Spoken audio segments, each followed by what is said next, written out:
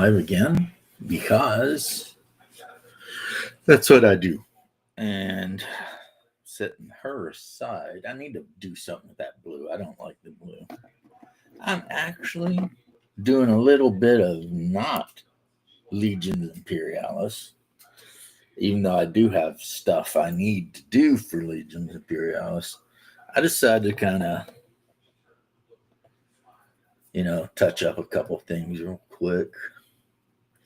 One thing for sure is I definitely want to get my Snoop Dogg painted before we play Mansions of Madness again. So, also, I'm going to add the thing. I looked to see if Bruce was gaming. Either he's not gaming today or I'm very early. I don't know. Could be either or. I tell you what, though. Wife took me out. She got me a sugar-free lime soda. I love lime. So that's awesome. And, we went and helped out a friend with some stuff. So as a reward, I got lime soda.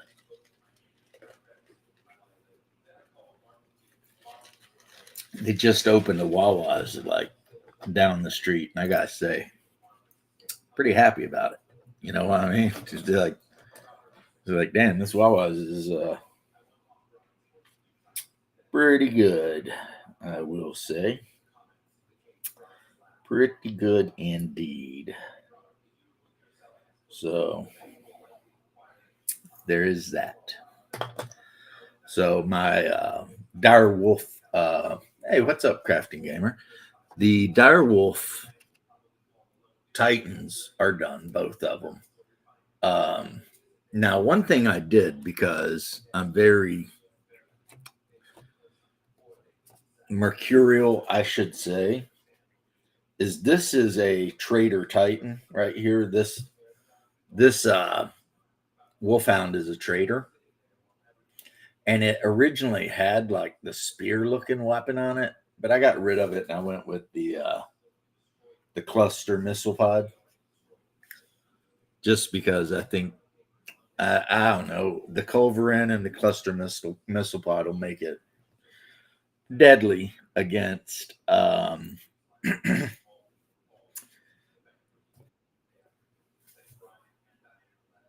it'll make it completely deadly against infantry. So there's that. What is up, homie? Up there. Oh, sorry, I didn't realize I was muted. Am I coming through okay? Yeah, you sound fine. All right. Yeah. I'm just making myself some lunch currently. So I just got off my own Saturday morning stream not too long ago. So yeah, I went looking to see if anybody was streaming and didn't see anybody. So yeah, I was like, well, then I'll start early or whenever. Yeah, I usually do a Saturday morning stream that Central that every noonish, just depending on what we're talking about. So, well, I mean, you know what I've been talking about when it comes to role playing games. So much to the. I don't catch all your videos all the time, but I catch them when I can. So, oh well, much to the maybe not necessarily pleasure of some people, I've been kind of going off on Hyperborea a lot. Hyperborea. The role yeah, that's what I still need to look at. Well, I mean, the thing is, and one of the bros was like, the shiny new thing. And I'm like, dude, I've had these books for 3 years. You know what I mean? It's just, I had quit. What's up, George? My man. I had quit. I decided I was no longer going to run anything. I was done. And then there's people who convinced me, hey, don't do that.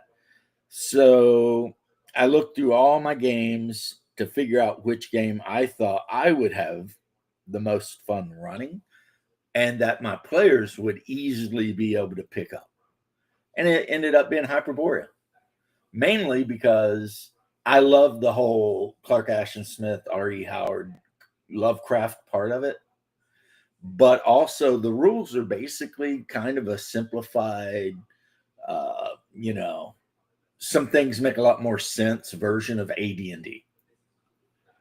And so all of the players at my table are 100% going to be like, yeah. Now, one thing some of the players I don't think were necessarily super thrilled with is you can only play a human. Mm-hmm. I mean, granted, there's like, 50 types of human you can play, but you can only be human. But they'll get used to it, I think. And yeah, I've been hyped for it. We were going to actually play tonight. And then one of my players had a family.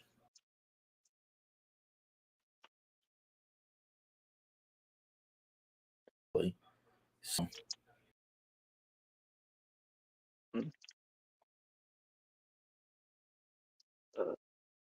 Uh-oh. Yeah, I don't know if it's your end or mine, but you're freezing up for me. I don't know. The people in the whatever will have to say. Well, I've been hyped for a few things, George. I'm hyped for the Hyperborea stuff. I was really hyped for the cartoon you made of me, the wife, and the dog, playing a role playing game. I thought that was awesome. I showed it to my wife. She thought it was awesome. Um, then I told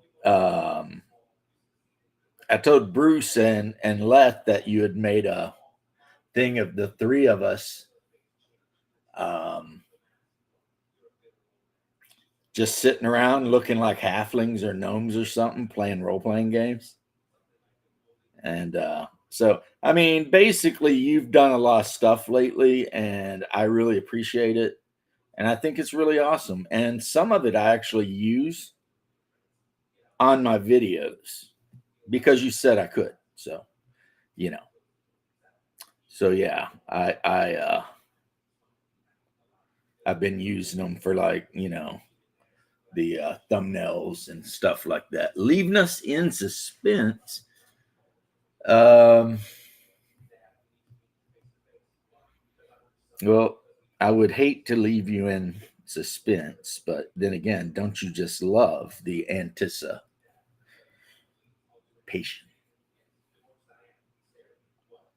That's right. I just quoted Rocky from Rocky Horror. Actually, I don't think that's Rocky. That's Dr. Frankenfurter. Yeah, from Rocky, the Rocky Horror Picture Show, though. Yeah. yeah, I think Rocky was the actual man that Frankenfurter created. Yep, that was his The name. He was muscle up Rocky. blonde guy. That was Rocky, right? It's like Jillian, Dave, Rocky. Yeah. Yeah, that show's pretty crazy. I've seen it up in Orlando, like when they do like midnight showings. And Yeah, I saw the original. I never saw the, I guess, the Broadway movie that they released at some point, like a few years back. well, when they do it in Orlando, it's like people bring stuff, and during parts of the movie, people like Yeah, throw stuff around, and yeah, and yeah. Because just watching it alone is weird. And then my dad had explained to me like, "Oh no, there's a whole like thing you did where you brought stuff and tossed things around." yeah. And every time I see Janet from another planet, I always say, "Damn it, Janet! Damn it, Janet. How you doing, Paul? How you doing, man? I hope you're doing very well." I finally primered a couple of these, so I'm gonna start painting them. Like all the concrete walls, I'm gonna go ahead and probably do in a gray, and then I've got this badass Tamiya panel liner stuff, and you just get a little drop and just barely touch a crack, and it just capillary force. It's science and stuff, and and it'll cover that all up and make it look, like broken pavement. Hello, I don't. Daniel. Yeah, I don't do miniatures that much, just because I don't see the point of like buying plastic for like all the time. Like I'm so used to playing online, doing theater of the mind stuff too. So Well, here's the thing. I'm pretty much addicted to miniatures and have been since a very young age. I think it was when my mom bought me the first D&D Adventures kit, which was by Grenadier, I believe. And boy, was I a terrible painter. I was using like the Tester's painter. Fletcher crashed out. Few minutes to yak online. All right. I mean,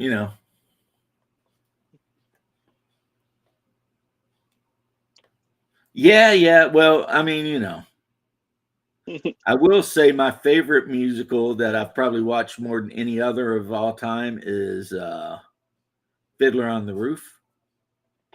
oh, that's a classic. But Uh, my but I family was have always more. go Sorry, ahead. go ahead. Oh no, I was just going to say I've seen those two. Obviously. Yeah, my family, we've always big on Sound of Music. Was always one of the family favorites. Yeah, I can see that. And then my personal favorite was it's an old niche one that comes to mind. It was called Godspell. It was a '60s musical that kind of over that went through the story of the. Huh. Well, I guess you could almost say that heavy metal was a musical. I guess you could in a sense, probably. I actually haven't seen Heavy Metal. It's on my list of stuff I need to watch. Well, yeah, I mean, that was the whole point of it. It was like a bunch of different animated stories, but they all had different heavy metal groups doing the music. Hmm.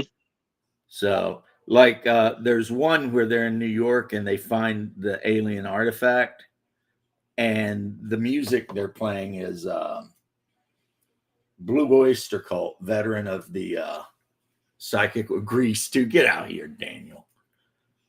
No Grease 2. I don't even like Grease 1, honestly. Uh, yeah, Homeboy's internet's not doing great, I think. Yep, if I'm honest, I don't even like Grease 1, really. It's kind of not a very good show. And I definitely thought Olivia Newton-John's character was way hotter when she was like the good girl than when she decided to, become the not as good girl. Um, you know, way better, you know.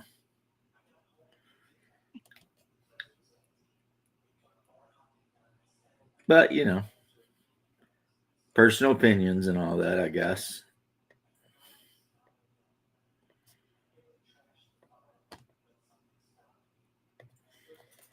So,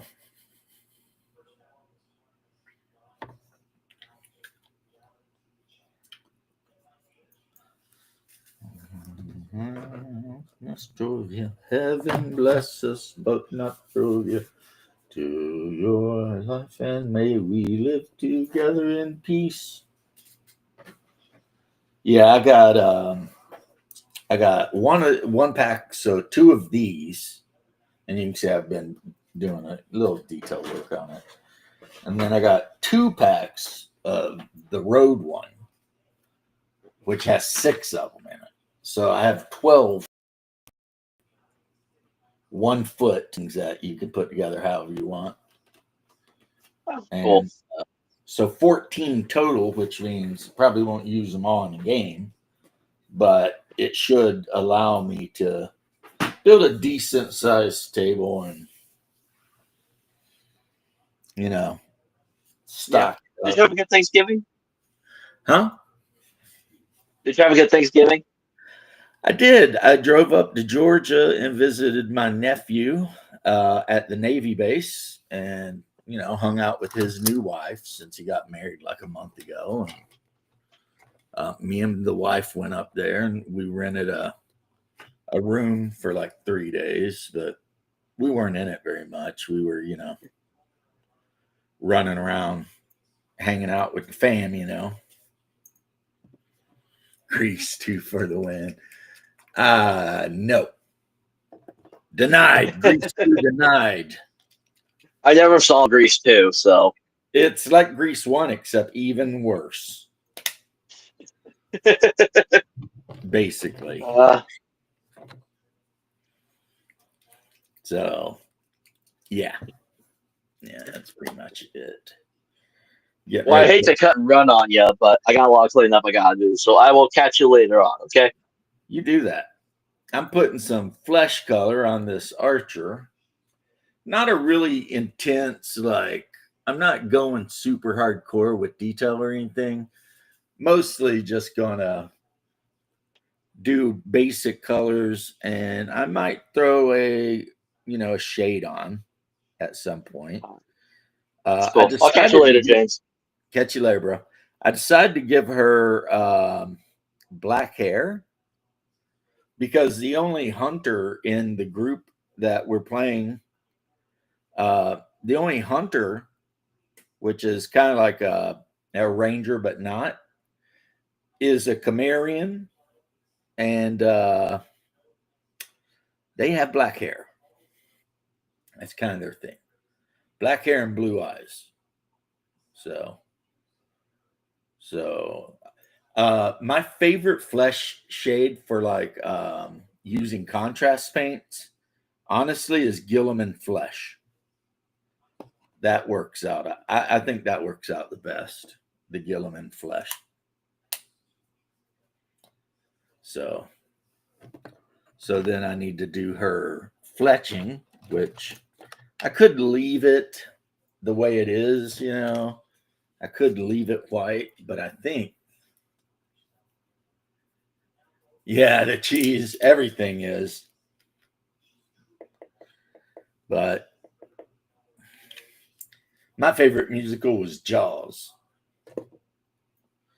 No one sung anything but that dun dun dun dun dun dun dun dun. That's pretty cool music.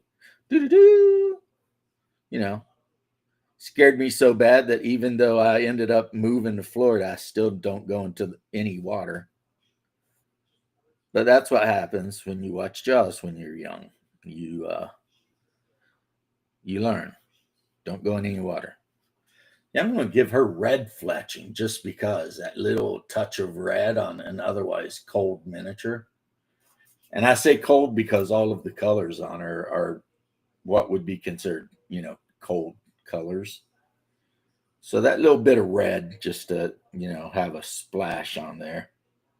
Sometimes that's cool. Now I'll put a wash on her and then dry brush the base and she'll be done. That'll be it. Like I said, I'm just painting miniatures up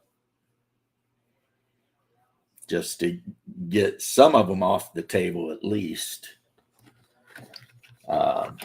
We're going to have visitors in a few weeks, and I'm going to need, this place is kind of a wreck because I've got like 8 different projects going on at the same time. So that's going to have to be dealt with.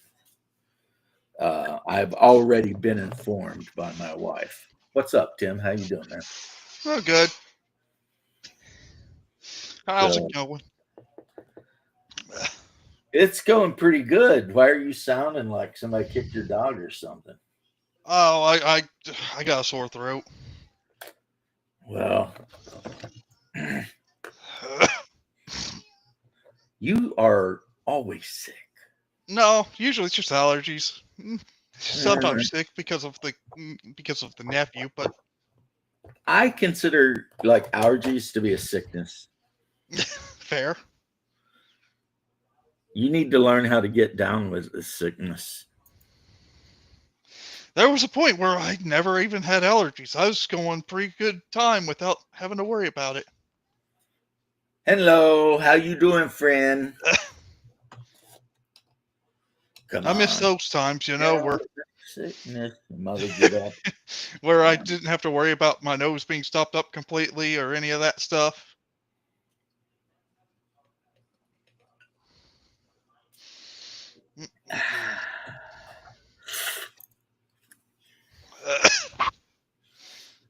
On the bright side, though, there's going to be a game today. Well, that is a Uh, bright side. I'm glad to hear that. we're going to be playing that game where we're playing nobles, pretty much. Cool. And that Birthright? no, not That's a birthright, different game. but it's a modified White Wolf. It's the modified White Wolf game. Well, I mean, White Wolf, it would be super easy to modify. You just need skills and attributes and then roll a die pool against them. Yep. Quickly, what's up, homie? Been pretty good. I hope you've been pretty good over there. When I say modified, I mean it's more we're just using the White Wolf rules with like a custom setting. Yeah. And that's what I said. The White Wolf rules are actually, if you look at the basic mechanics, they're very easy. Yep. You take a skill and an attribute, you add that number together, you roll that many dice, and you look for successes. Now, not my favorite way of doing dice pool systems, but it's not hard, obviously. Hey, it works. It works for what he's trying to do. Okay. Dean Paul. Yeah, we got Dean Powell. He's here to Yeah. party. Hello there, guys. Hey. You're here to party? What's up with that? Not a lot. I'm just doing well today. I got some rest in and not like fully recovered, how should we say, from like a long Friday where the McDonald's just outside the big box store is obviously going to be busy. But I've been good. And like Fendus, aspirin and antihistamine is going to be your friend if it's allergies. Yeah, I've also told him to look for local honey. And you got to read the thing and make sure it's local honey. And if you can get it unfiltered, even better. Yeah. Because something about eating that honey will help make you more resistant to local allergies. I mean, it's the enzymes in the honey. Yeah. Which is created from whatever pollen is the local one. And hey, Right. Hungar. Yeah, Hungar. Yeah, hey, Hungar. But Hungar didn't play D&D last night. We're not going to play tonight either because we've had another family tragedy. Not my family, but someone that's practically family. Yeah, White Wolf is a very simple game rule set. Well, and I'm going to say something pretty whatever. I have grown to actually appreciate 5th edition way more than 2nd. And I can explain why for Vampire. The way 5th edition works with the blood dice and everything, it actually makes you at all times worry about the fact that you're a freaking vampire. Yeah, we don't have to worry about that. If you're playing 2nd edition and say you got blood pool, it's either 13 or 15, right? And every time you want to activate celerity or potence or something, it costs a blood. So for the first umpteen times you do that in a night between feeding, right? There's no downside. It's like, somebody wants to fight me, I'm going to power up potence 5 and crush them into a red mist, right? There's no downside. But with 5th edition, you don't have a blood pool. You have hunger, and you got 5 of those. And if you hit 5, automatic frenzy, right? And you always have 1 unless you feed on a human until they're dead, which, of course, would cause a humanity check and, anyone with a higher humanity, right? So every time you do a skill, you roll the dice, and there's always going to be 1 blood die, right? But if you mess up on a rouse check, is what it's called, to activate a discipline, you get another blood die. So now you're rolling 2, however many normal dice, but you're rolling 2 red dice, right? And there's sides on those red dice that if they come up, you're effed.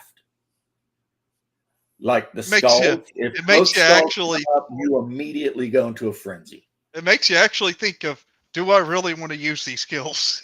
That's what I'm talking about. Because the problem, as much as I've had such a great time over the years playing second edition, It's a you superhero get game. to a level where your character is basically a superhuman. Yeah. But I It's a don't mean like superhuman like a vampire. I mean superhuman like Superman. Yeah. You know, like Well, you your see, fortitude's so high you could tank a direct hit from a missile, a nuke or some shit. And you're it's just playing like a dark version of a superhero game. right. It's like, yeah, sure, you're running around and you're trying to freaking what's it called? Saying, woe is me, while you could do Play all these crazy cool politics and things. whatever, but at the end of the day, you're playing a bourgeois primogen with like maxed out celerity and potence. And it's like, yeah, what am I afraid of, really, because it's like The only thing you can be afraid of is probably breaking the sunlight. masquerade. Yeah, breach of the masquerade, getting blood hunted. Yep. But there's a problem there too, depending on the city you're in, because some of the cities my character visited, there was no one in the city that could ever beat me. Not even close, even the prince. It was kind of like the prince is ruling this city at my behest. pleasure. You know what I mean? Yeah. Because at any instance, I could just wipe all of the named characters out. And that become, okay, in the beginning, that was a lot of fun. Living that power fantasy. Look at me, I'm bourgeois. I was embraced in 1 AD, whatever. And it was fun after a while, man. It was like, this is boring. We might as well be playing Marvel. And my character would just be a character that could move super fast and was super strong. Yeah, and my go ahead. I want to hear your opinion. Oh, sorry. My thing is, yes, I agree with what you said. My thing with vampire is more like I always been disappointed with the humanity system and what do you call it, the Sabbat. The Sabbat, they feel bipolar in a bad way, whereas they should be like vampires unchained, like vampire hunters don't go in Sabbat territory kind of thing. Like they are certainly not, they don't get nuked. But any supernatural fighters don't go there because they are brutal enough to, yeah. The thing about the Sabbat is this: they pretend to be the rebels, the whatever. They're just as hierarchical as the Camarilla is, if not more so. You know what I mean? Because there's no way a pack of Sabbat vampires is going to roll into a metroplex like Orlando or Miami and start acting a fool. They would immediately be done. It'd be like, oh, okay. If it weren't the vampires that got them, it'd be the Catholic Church, the Order of Leopold and the New Inquisition and shit like that, right? Yeah. Or werewolves. Somebody would just gank the shit out of them, right? So as a result, they talk all that shit in the Sabbat books, but then in reality, they're laying low and trying to keep the masquerade just as much as the cam guys are. Yeah. So pretty much what that means is the Sabbat are pointless. Indeed. That's also why, what do you call it? I did actually like it. What's those guys who cover vampires? One of them is a gender, the other one is a Black Lodge game. I did really like their Sabbat video where, like, of course, they didn't write like a book, but they like gave some pointers like how the Sabbat should be. Mind you, that was a pre-new Inquisition. That was a pre-new Inquisition world, I think, like Old World of Darkness. But well, in the Old World of Darkness, yes, Sabbat could get away with a lot more. But in the 5e World of Darkness, which is kind of based on and extrapolated from the original a video game, Bloodlines. Yeah. What ended up happening is, I think it was like some teenage Russian hacker hacked ShrekNet, which is the secret internet that the Nosferatu were running, Yeah. and all the vampires could log on and do whatever. And after they hacked ShrekNet, they turned it over to like the FSB. Yeah. And then the FSB turned it over to like every intelligence agency on the planet. Yeah, and I didn't really like that because then they also had like that like the Anarch had another system and that was unhackable because this and that and this. See, I don't even know about that bit from the 5e thing. I haven't read that bit. I do know that Tremere are now like able to do stuff like freely on their own because someone, no one knows who, hit their main chantry in Vienna or whatever with like a cruise missile. And then there was a bunch of guys specially equipped to deal with them waiting. So pretty much they you know, they did a strike against the chantry in Vienna, and then anyone that tried to get out, they shot. Basically, they got the man on the hill treatment. Right. So the Tremere are no longer all blood bonded up the pyramid and all that shit. I mean, they still will not share thaumaturgy with you, though. But there are some other clans you could play that have types of thaumaturgy. As a matter of fact, one of them they added the old school Zimichi.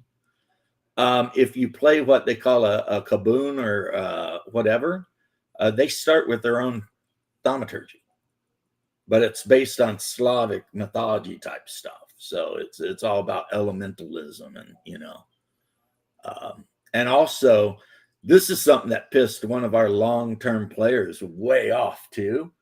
Old school Zimici start with Protean. Yeah. They because they used to be like dominate, auspix, and animalism, and they dumped auspix for Protean, which makes a lot more sense because now they can actually take form of mist and the form of a wolf and the form of a bat, you know what I mean? Yeah. And then with animalism, they can control animals, and then, you know, dominate. They can dominate humans like Bela Lugosi in the movie. And but the main thing that pissed him off is he always played Gangrel. And he was super pissed off because he's like, Protean is our discipline. It's like, not anymore, bro. I mean, now the old school guys get it too. So sorry about that. But they had to do something because that clan sucked. It always sucked. Why would anyone want to play a Sabat Zimici? I mean, because if they didn't have vicissitude, they were basically the weakest clan, right? Another thing they changed, I don't know if you're aware of, Dean Paul, is La Sombra left the Sabat and joined the camp. I know that, yeah. And then the Giovanni gathered all of the necromancing clans together and formed one giant clan called the Hakata. So Giovanni, Cappadocia, the Samedi, the Iramain. I'm probably forgetting some more, but basically all the classes that are all the clans that had access to necromancy, they're now one clan, and it's called the Hakata. And then the serpents of drugs and hookers, they started their own group called the Ministry. And you know, when you say Hakata, do you mean like the goddess? Not Hakati, Hakata, or maybe Hakati. I don't know. I pronounced it wrong. Look, man, you know, you guys, everyone who watches this channel knows that I mispronounce about half of what I say. So, no, you still speak English. It's not like me. Right. And then what ended up happening is the Giovanni basically cheated so that when they had a vote to see which clan would be the leader of the new clan, the Giovanni won. So, hey, Squirrel Hermit.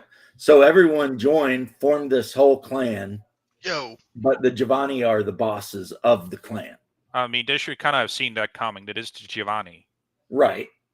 And then, are there any other? The Assamites joined the Camarilla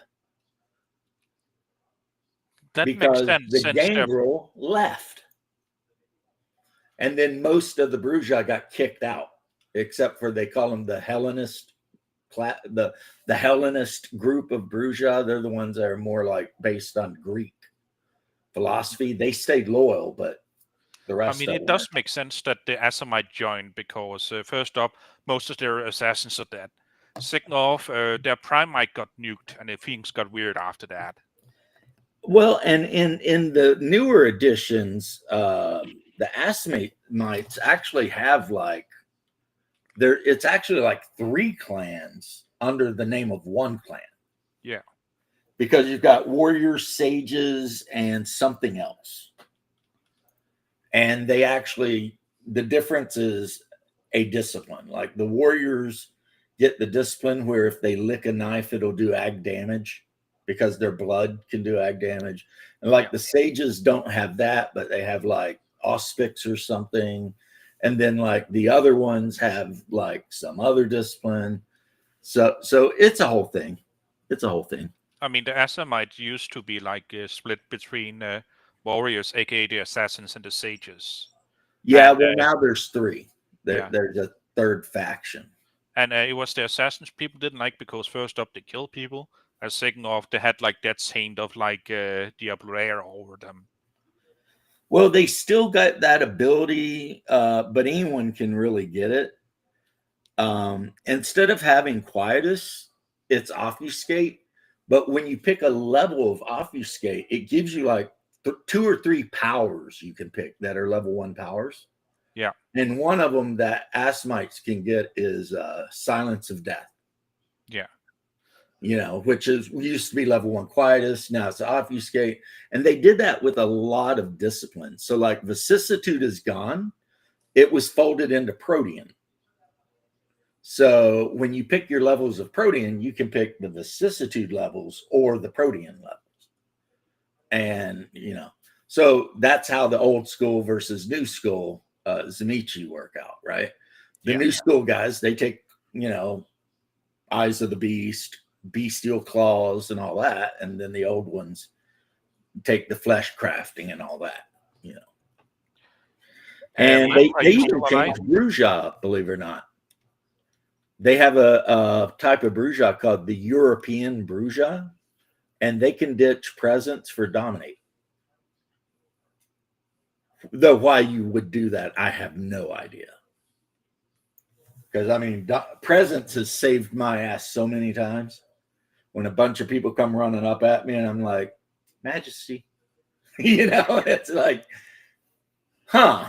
Yeah, let's make some willpower checks, boys. Let's see what's going on here.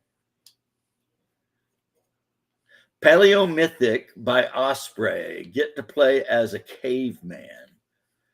That would be, look, if you can get the right group of players, Lee, that would be awesome. Just the whole, it would be like this crazy kind of survival game where you're out there napping freaking flint, trying to put a tip on a spear, trying to gather up enough hide to make a decent, you know, something to keep you from freezing to death, depending on where you are, you know, fighting freaking saber-toothed tigers and woolly rhinos and shit. I mean, see, and Dean, I request that you keep your yap shut about what I'm about to say, sir. You don't have to, but I request. The animals I mentioned all exist in Hyperborea. Woolly rhinos, mammoths, all of those like freaking Paleolithic, Neolithic animals that were on Earth, they're on Hyperborea. And so if you run out into the tundra, you might actually get stomped to death by freaking mammoth. But some people capture them and use them to drag like wagons and shit around, like elephants. Now, rhinos don't work out like that. You know, you're not going to get a rhino to drag anything anywhere. But cave bears or short-faced bears, they are a thing up in the tundra areas. And then cavemen are a thing that exist and have civilizations, but luckily mostly they just fight each other. And then orcs are just half breeds between the devil swine that are in like basic D&D and Picts. Like a Pictish tribe, for whatever reason, either got infiltrated, charmed, tuck over, whatever, by devil swine. And then the devil swine, in addition to them feeding it human flesh from other tribes, it had children with Pictish women. And the results are pig-faced orcs. So that's why pig-faced orcs are a thing, because their ancestry is literally a pig demon, a demon that can either appear as a giant boar hog or a big fat man. So kind of like a pig lycanthrope, but a demon. Yeah. So, and you've got four-armed apes and carnivorous apes and snow apes and white apes. So pretty much all of the monsters in all the old Sword and Sandals books exist. And then all the monsters in Lovecraft exist. And then all the monsters in Clark Ashton Smith exist. Yeah, pig-faced orc is best orc. I agree, Paul. Me and you are. And I am so lucky that before Otherworld Miniatures went out of business, I bought like 40 of them because he had them on sale, like buy one, get one. So, I mean, it was still expensive, but I bought a shit ton of them. Now, Dean, if you have anything to say about that, here's your chance. Knock it out. I mean, this sounds reasonable. Oh, well, I just figure you're going to say something about how I'm like harping on about Hyperborea. Oh, no, I figured it was more like because like the latency between us, we often talk over each other. I don't get started on something because where I think there is a break, there isn't, and and someone at the panel starts talking. So I figure it's more like that. Well, also bear in mind, I talk a lot. Yeah. So sometimes you have to interrupt me if you ever want to say anything. Yeah. LaFantis, are you all right? I haven't heard from you the last. I'm still here. Okay. I was going to say, I still just prefer the Bronze Age mythology over the the prehistoric era gaming. I mean, Bronze Age is honestly, there is absolutely nothing to set Bronze Age fantasy apart from just basic D&D. There is actually quite a bit, I'd say. You would say that, but you wouldn't be right. I mean, there is the, what do you call it, the whole analysis that basically D&D is a Renaissance era world with the Bronze Age mythology. The problem, okay, you're not 100% wrong here, either of you guys, but you are a little wrong. And here's how you're a little wrong: is original D&D was 100% after the fall of Rome. It was not Renaissance. It was never Renaissance. I would have at least said. And then as the game has progressed, it has become more, Renaissance with fluffy things and galleons and pirates and all that shit, right? But in the original D&D, no, it was long ships and freaking metal coats and, and in the AD&D book, they even got rules for bronze weapons. Okay, that's fair. Maybe be a bit heavier and do slightly less damage than. It might be because I'm younger. It might be because I'm younger, and a lot of it is usually late medieval period, getting into like Renaissance. It is because you're a little now younger. You also have to remember that the start of D&D was 40 years ago. So yeah, Leth. It's just because you're a little younger and you haven't seen it. But I mean, there were people running D&D campaigns that were like 100% just based on Rome, except with all the D&D stuff, right? Yeah. Now that's called Adventure Conqueror King, and it's a great game. And it's a great game, exactly. But it's just late Rome and throw a bunch of monsters in it. which he did a really good job of explaining why those monsters are actually in it. I mean, for a while there, I was kind of getting bored of the whole medieval fantasy. So once I got to RuneQuest, I was just so much happier because I was like, "Hey, this is a little different." And that, my friend, is why I've chosen what I've chosen. You have answered everyone's question as far as why did James choose Hyperborea? Hey Because guys. it's interesting. It's new. It's not same old, Western European. It's actually it's weird as shit. If you roll for magic items for creatures, like you can find laser pistols and shit like that, because this flat disk floating around Saturn is visited occasionally by extrastellar creatures like Migo, Byaki, the creatures I, that can fly through space to other planets and shit, right? And have high technology. when you talk about all this weird stuff, I'm like, yeah, you could kind of get the same out of RuneQuest because there's a lot of weird stuff, except for the laser pistols. Not gonna find that. Yeah, of course you could. You could get it out of in-game. You could get it out of basic AD&D. There are rules in the DMG. I'm just saying, I highly doubt that you'd find a laser pistol in my game. Although, well, if I've you seen were weird playing stuff. AD&D and your DM ran what is it, S4 barrier peak, you would have all kinds of laser pistols and disintegrators and all kinds of shit. Yeah, we were playing Polar Radiance, so I don't think you'd see. Because much barrier like peak that. is literally a crashed starship.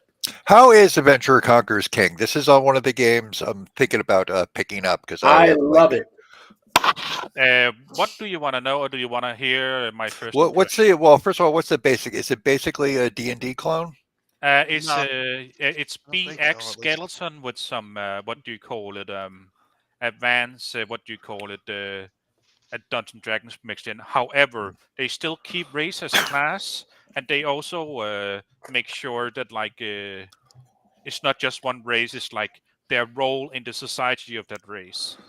And So it's really heavy on the Dominion play, I'm yes, guessing. basically, it is heavy on the late stage game. What do you call it? Both like if you're a mage, the way it works is like you generate when you do your research stuff, you generate a certain amount of research points, which is measured in gold, and that is the amount you put towards your work, and you can put that work towards just researching your spell, learning spells, crafting magic items, crossbreeding. Although that one, some people are argue whether a good lawful aligned mage should be allowed to do that. And also, like a mage, you can also make your own dungeon. So, like, you can either harvest what do you call it, organs, or probably shouldn't say it on YouTube anyway. Or like, every creature has like amount of divine points in them, and in a dungeon you can harvest divine point from channel divine point from the monsters. Okay. When it comes to a priest, you can of course have your domain if you want to go into that, like a regular domain, but you can also have a congregation, which also gives you what you call a certain amount of divine points, which you Okay. can put towards crafting and other things. Basically, it's very good on the late game stuff. The only thing like you may miss if you're like a hardcore AD&D player is it doesn't go that much into the planes, because he had to nerf some of the spells to make it work with logistics of that era, and generally like to lessen the destruction capability of some spells, so you still can have like platoon combat and so forth. Okay. So it's less what you call it, develop on the plane stuff, and some even suggested like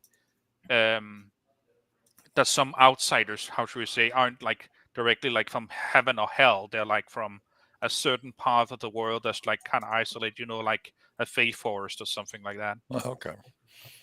But that's not every world. That's just some people suggest that because of like traveling the planes aren't as big. The main thing about ACK is like it's a game that was really written for a setting. You can play it without the setting, but it works best if you use the Iron Empire, which is very late stage, like Eastern Rome. However, I'm sure you could play it with your own homebrew world, no problem. And They like Doc touched, or no, Dean touched on, instead of being like I'm an elf, every race that you can play has like, well, except for gnomes, like 5 classes. That's what I think that's like the best compromise between Yeah. race and class, and classes give them their own classes, Mm. which in some cases might be very similar. Like a fighters are probably going to be, but with some little tweaks. But I think that's like the ideal. And I would Well, like the fighter to might be similar to a vault guard, but vault guards, if I remember correct, are vault guards the one that do the tattoos? Vault guards are the I forgot what special They're fit the they are, but dwarves. it is a special fighter for dwarves, Yeah. and it goes And up then to there's level another 13 kind instead of of fighter 14. for dwarves that, The Fury, yeah, everyone's favorite. they can get tattoos that do They have different tattoos. things. They punch people really hard. And then you have pretty much the dwarf. I forget the name. I always forget the name of it because it's a new D&D class. But they can use their points to build automatons. Machinist.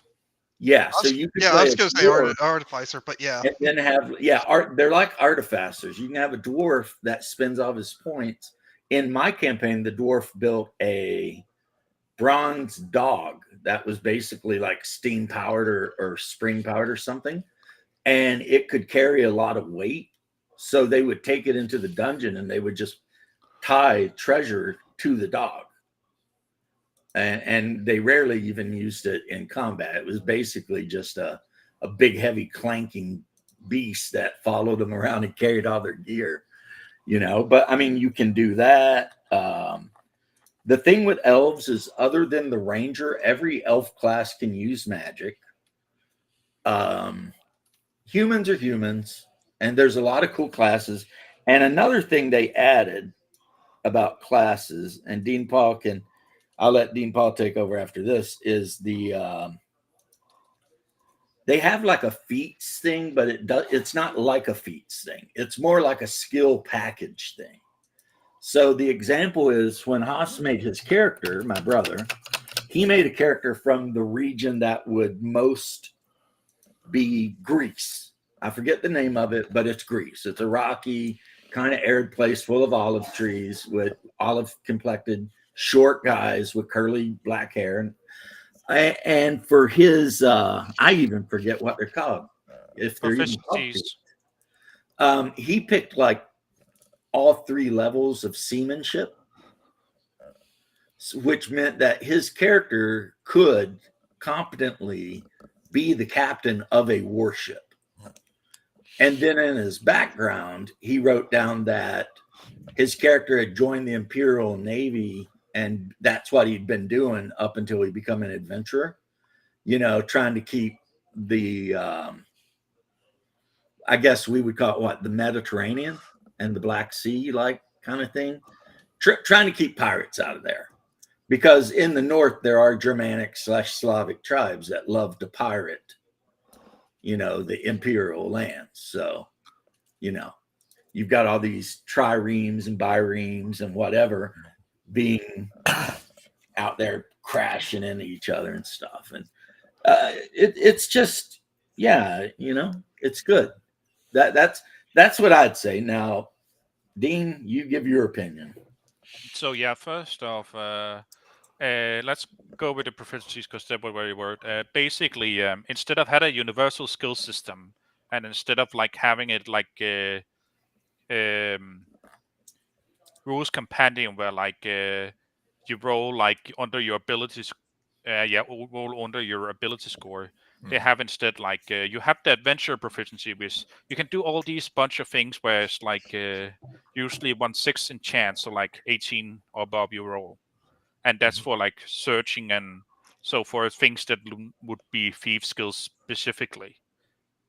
And then like James said, you can take specific proficiencies like, oh, I'm a sailor, or like I'm a craftsman, or I know this. What do you call it? This about an academic subject, and then also the fighter typically has like he has a proficiency in like military knowledge, so like he knows about the different things like legions and so forth, and tactics and so forth. He can recall with by rolling that. It is Yeah, a lot some of of fun them are about it. great too, like the Legionnaire type one. If you have a shield and the guy next to you has a shield, you both get like bonuses to armor class and shit because you trained with the legions and you know how to. But anyway, go ahead, Doc. Yeah, and last And thing, and the reason there is no what do you call it a roll under your ability score is like he wanted to make ability score not less as important, so like so you can play low stated characters, mm-hmm. whereas in Back Me you really want like 14 or 16 if you're gonna roll. Okay. Go ahead. No, you guys talk. I'm going to mute No, this that was for Doc. If he had anything. and go. Yeah, that was basically I was wondering what just like the general setup of it was. So, what does it get into? Like a lot of like palace intrigue stuff, or is it mostly just military? You can do both. So basically, the way they suggest you start it, let's go back to the setting because James, they have improved upon it that little. So it's not that you had to use Armor Empire, but you need a specific setting. So basically, Archon, what he noticed, who's Alex McCrease, he's also known as Archon. He noticed that a lot of modern players don't want to conquer for conquer's sake. They need a reason. So he came up with the idea that like, okay, you take like an empire decline, like it's not fallen yet, and like you give it an internal threat, which is usually the rulers are incompetent, distracted, manipulated, or just greedy. So there's someone. So when then or they are distracted with the external threat, which is in his case the basically the Han. His version of the Huns, the Skysos. And then when when the players when the adventure, they either like deal with like, oh, they're expanded, let's take care of them, or like but when like they realize the hidden threat, which is usually the Saharans awakening from their slumber because they went into an undead state. The other rulers don't want to do anything because that doesn't happen, or they're busy with something else, or and then that's the meaning point is that the players are supposed to take over, whether they establish their own domain or they conquer another domain. That conquering can take in different forms. It could be military. They can also do court intrigue, like they literally say, you know what, we can give you a nice, what do you call it, what's that thing you when you don't work anymore and you saved up money? Oh, like a pension? Yeah, we're gonna give you a nice pension, but I need to marry your daughter and take over the what do you call it, the leadership, even if I technically don't own the thing, but your child will. That's like one way you could do it. But you can also just literally just raise an army and seek over, or do intrigue like high assassins and so forth. Basically, they leave it open how you go to the conqueror state, which then lead into the ruler state. And the conqueror state can technically happen after level 3. Like I think it like kind of starts at level 4 or 5 money wise, but like in theory you can start after level 3. And but before that you usually like delve into dungeons, or like what do you call it, deal with bandits, or if you are very resourceful, what do you call it, try some monster hunting. Although that you need to be careful of that at level 1. No, wait, you kind of need to be level 2 for that. But a huge meta in that game is henchmen, as in other adventurers who don't have the spark to be leaders by themselves, but will follow you. Oh, cool. So, I like your that. numbers. Something that really is missing from newer versions of a lot of the games, which I miss. And there is 2 versions of people used to do with that. Either they like actually hire people or they use war dogs like early on. Yeah. Oh, cool. And war dogs are actually a meta like the first few levels. Later on, you kind of need some of the Patreon stuff to buff them, but Oh, it's cool. still good. Or they can be like in my game, and instead of having a henchman, have a slave. Yeah, slave. I said it. You all got super quiet. Oh no, I was that was the latency again. But yes, I basically slaver. His standard setting is like there is identity servers and serfs. But in the back of the book, there are rules for slaves, both a slave you can own, slave under rulership, and like soldier slaves. It's just an optional rule because not everyone likes it. Yeah. Yeah, some people are still sensitive about the slavery thing. I mean, I I don't know gotta give why. one of my players credit for that because like he's like a Caribbean black person, so He probably owns slaves. But anyway, yeah, he how just my wanted to players be reminded got a of what he slave lost, right? is this guy had been caught breaking crimes at the fort on the borderland, and the legatus, because they all have Greek titles, so they're not Castilian. He's a legate. Was going to have him crucified, like literally they were putting the X in the ground and getting ready to nail him to it. And one of the players was like, hold on now, and the soldiers like, we've been ordered by, legatus, whatever his name is, Claudius Augustus, whatever, to do this. And they're like, well, don't do it. We want to talk to him. So the centurion in charge of the details, like, fine. And they held off the crucifixion, and they went up and talked to legatus, and they actually made a really good argument for why he shouldn't, nail that guy and so the legatus, in his infinite wisdom, said, okay, he is now your slave, and you are now 100% responsible for anything he does. And they were like, wait, what? And he was like, you heard me. And they're like, well, what if we don't want a slave? And he said, well, I guess he gets nailed to the cross, don't he? And so in the end, they're like, okay, fine. And then they had this like level 1 thief in the group from that point on. You know what I mean? Yeah. And he ended up over time becoming kind of a pivotal member of the group. I mean, he was shady as hell, but they saved his life, and he did have a little bit of a conscience, Yeah. But I wanted to say this too. If I were running the Iron Empire, I would 100% be playing Adventure Conquer King. And if I were playing Adventure Conquer King, I would 100% be playing the Iron Empire. And the combination of those two things is maybe the best role-playing game ever. And the only reason I'm not running it right this second is because I'm not playing in the Iron Empire. I'm playing in the Hyperborea. So I'm using the Hyperborea rules, right? Even though you wouldn't have to. You can play in Hyperborea with any game system. It'd be a little harder, though, because there's no demi-humans in Hyperborea.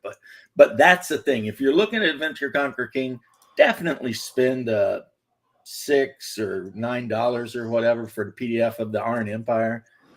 It is absolutely amazing. I will note that the second edition book, it does have a short gazetteer, what do you call in the players allow rather than core rule book. Oh, which is basically the primer. Yeah, it might have. I don't know, entire history of the world and the chthonic gods, which are basically the gods that evil creatures worship, and then like how everything got the way it is, and so it'll give you a incredibly good understanding of why this world is the way it is. And since it's late Rome, we're talking like, the Byzantine, as we call it, period. It's not all bronze weapons and shit, I mean, because the Byzantines had steel. So, and that's what it is. It's basically your Eastern Rome, there's horse lords and every other thing coming to sack your area. Part of your empire broke away because of barbarians and everything, which did happen to Basil II. And then, so the whole empire's in decline. They've been losing wars. There's been rebellions. There's outside invasions. And you're in the middle of it. And when you go past adventure, which Dean's 100% right, adventure is going into dungeons, smacking orcs around, whatever. If you make it to king, you could end up being awarded like an entire part of the kingdom by the emperor. Mm-hmm. And then you could, which would make you like a proconsul or a consul or some shit. And then your job is to, using the rules in the book, build up infrastructure, try to attract more villagers, maybe even build new villages, build forts, fight wars. Yeah. It's really good. I agree. And for context, like a king is kind of like level 11 to 12. Yeah. Preferably 12. And an emperor is 13 to 14, depending on how big their empire is and if they're demi-human. Because there are some demi-human classes that go up to 13, but they don't have that many cool abilities. They just have their base racial. Right. Well, I mean, as a dwarf, once you got high enough level, you could head back to whatever dwarven hold your character's from and try to recruit some dwarves there to go with you to start a new dwarven hold in another mountain range. Where so it's got all the like classic like fantasy like races. It has all the classic fantasy stuff that you would love: orcs, hobgoblins, the whole 9 yards. Yeah, basically, but it's set in a late Roman era. Yeah. Oh, that's cool. For context, the base demi-humans that are available, what do you call it, are dwarves and elves. And the GMG in how to create the Judge's Journal, how to create a race class. They do have halfling lists, but something like gnomes, that's yeah, there are no halflings. That's what he says, but they technically exist. The gnomes, they are only like they haven't been ported, how should we say, to 2nd edition. You find them in the 1st edition supplement. They only had one class too, trickster, which is a thief illusionist, and they live with dwarves. Yeah, and the dwarves kind of put up with them because they're kind of like they're shady little kin folk, So the dwarves kind of put up with them. I'm gonna have to go. About time for my game. I'll see you. See you. Have fun with your game. And Doc, I have 2 things I want to add. That I and think there's 2 different. Did you mention the 2 different elves? The yes. southern elves are evil as shit. The northern elves are good. All elves are dicks. Well, the northern elves didn't become like imperialistic, anti-human. Basically, what happened there is half of the monsters on the planet. Basically, what happens there is elves, they never go past 25 like in biological age, but they do eventually die. Back before everything went to shit, when there weren't many humans around, they basically had this giant forest where they got energy from, and they were functionally immortal because like they extended their life. Then a giant tsunami happened, and the days without night happened. Then what do you call it? The good aligned gods got to the humans first, and the elves, who were very much in despair, started listening to the evil gods. So basically, the drow won and never got exiled and all that, like in typical D&D. So the previous default elf were the chaotic evil elf. Now it's now they're more like neutral aligned or good aligned, depending on where they are. Okay. Because they did realize, oh shit. Yeah, one of the big elvish gods from the old days that you encounter in one of the adventures is a beautiful elven woman from the waist up, but a giant serpent from the waist down, and then snakes for hair. And that's an actual elvish god from back when the elves ruled everything. And when the elves ruled everything, they weren't the only ones, bear in mind. But one of the first things their wizards did is start crossbreeding shit. And that's how you end up with kobolds and goblins. And then the elves got overthrown by one of their creations, the lizard men. Yeah, and then the lizard men created even more stupid shit, like mixing gorillas with humans to create freaking ogres or whatever. You've got ogres. And then the lizard men had a human tribe that served them called the Zaharan. And the Zaharan basically overthrew the lizard men, and they ruled an empire of complete evil and darkness, doing a bunch of stupid shit. And then, like Dean Paul said, the 7 avatars or whatever they're called, the 7 ethereals, they encountered a shepherd on a hilltop, and he joined forces with a Zaharan general that had turned on the empire. And they created this big peasant army, and they destroyed the Zaharan empire and then buried it. And so a lot of the cities in the game that your character might go to buy armor and shit, if you go deep enough under the sewer, you will be in another city. And that's some kinda of them cool. go like 5 levels deep because every empire that existed had built a city on that spot. And just instead of destroying it all down, they just kept building up, burying the old one and building on top of it. Yeah. It's really well thought out.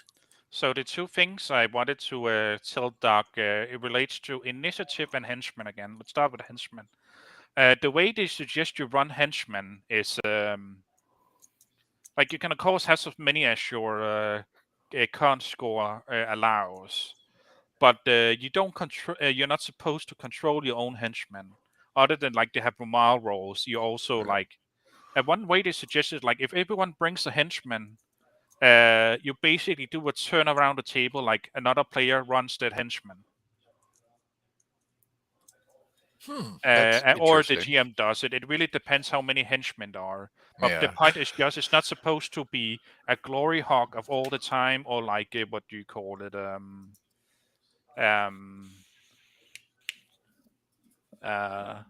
If I remember Or you correctly, control them didn't too the much. players always win initiative unless something happened?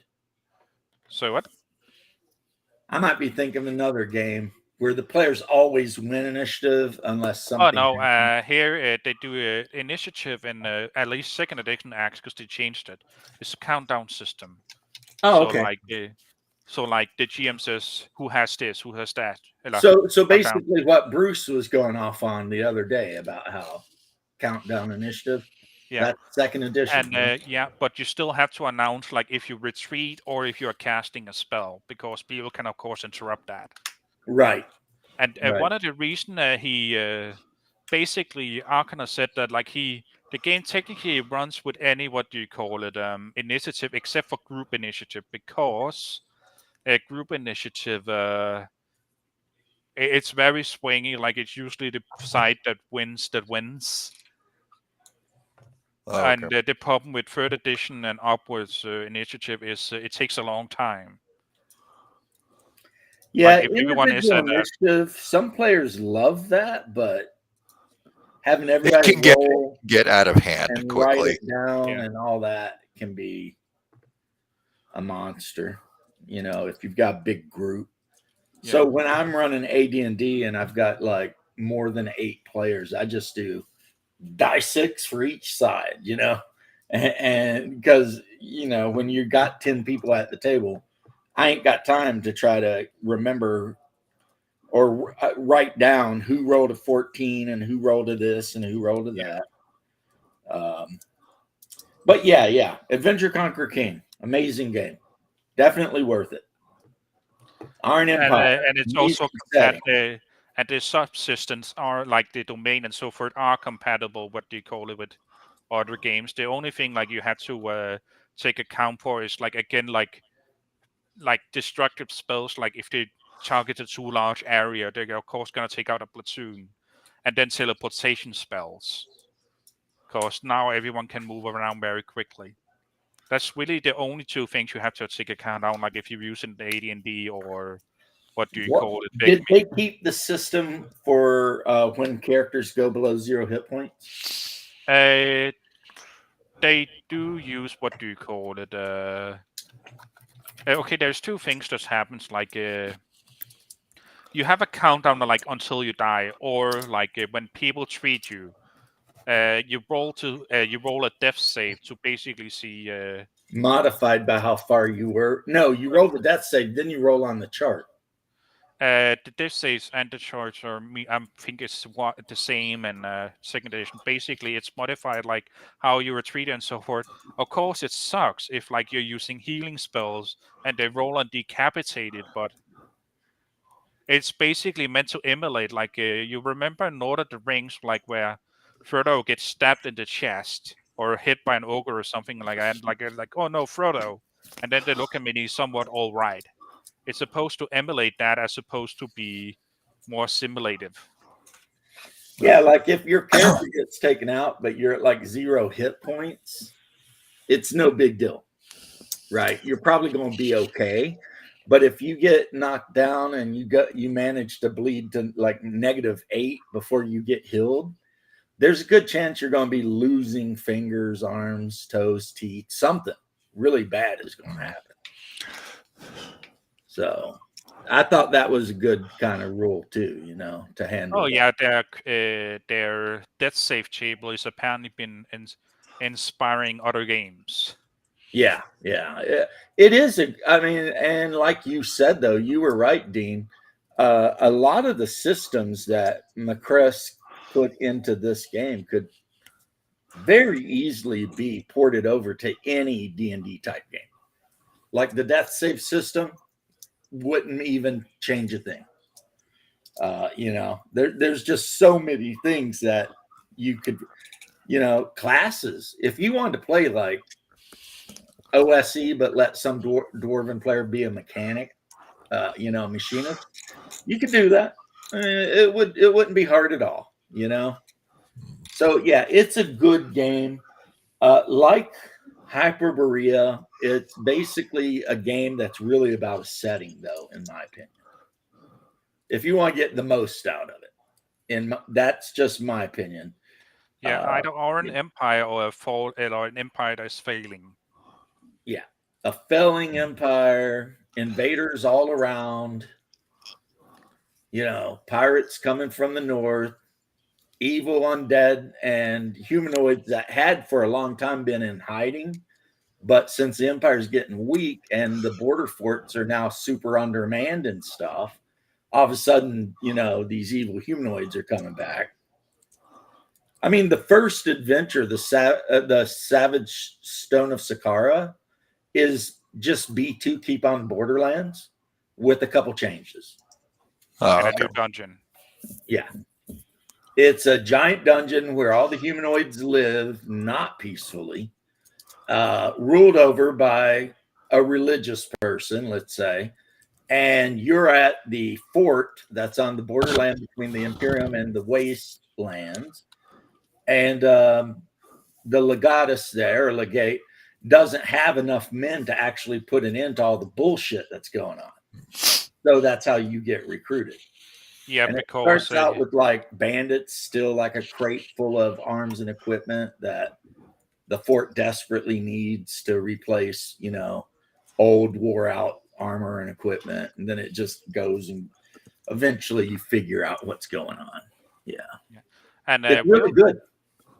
And real quick, another cool thing about the system you can take to other ones is, how in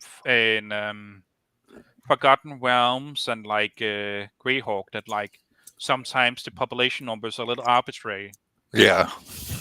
Basically, he has made which also tie into the domain system, but he has like made a very good system for like guesstimating population that you can basically rework any setting, even if you aren't doing the domain play. Oh, cool. Is that a Crossroad jazz player or just a regular jazz player? That is a jazz player, except it's Snoop Dogg. Ah, that's cool. And it actually looks like Snoop Dogg, but he's wearing 1920s clothes. Because in Mansions of Madness, I always play James Culver, who is the jazz player. Yeah. And so I was like, that'd be kind of cool to put on the table to fight Cthulhu with, right? Snoop Dogg in house, gonna fight us some Tulus and whatever. I don't know, whatever. I mean, a I giant agree box with you. full of Snoop Dogg Cthulhu. is kind of that kind of yeah. Let's just say character or person that what do you call it? He can be in anything almost because he's kind Yeah, of a like lot of that the kind of characters can be ported right over, just as is, into just about anything. because like Snoop Dogg is kind of like that chill, adaptable kind of person. Yeah, He's that's how Snoop Yeah. is. You could. I wonder if they got like a sci-fi Snoop Dogg. He's all hanging out in space with his braids and shit. You know. I mean, you could also have him like in Twilight. Sure, most of his line would be like, "You guys need help," but he would still fit in. Right. Well, in Call of Cthulhu, he can play some smooth jazz, and it lets any friends that are within a certain range of you discard an insanity card because he makes you feel a lot better about whatever the hell is going down, you know. So that's James Culver, and he's got a golden bugle, and he can see ghosts. So in between investigating occult mythos bullshit, he spends a lot of time in the above ground crypts in New Orleans, just playing music for the ghosts. You know, trying to help them pass on to, you know. That's right. Cool character. You can't make it with 7th edition Call of Cthulhu, but I guess you could if the GM just said you can see ghosts and here's your trumpet. Okay. You know, but yeah.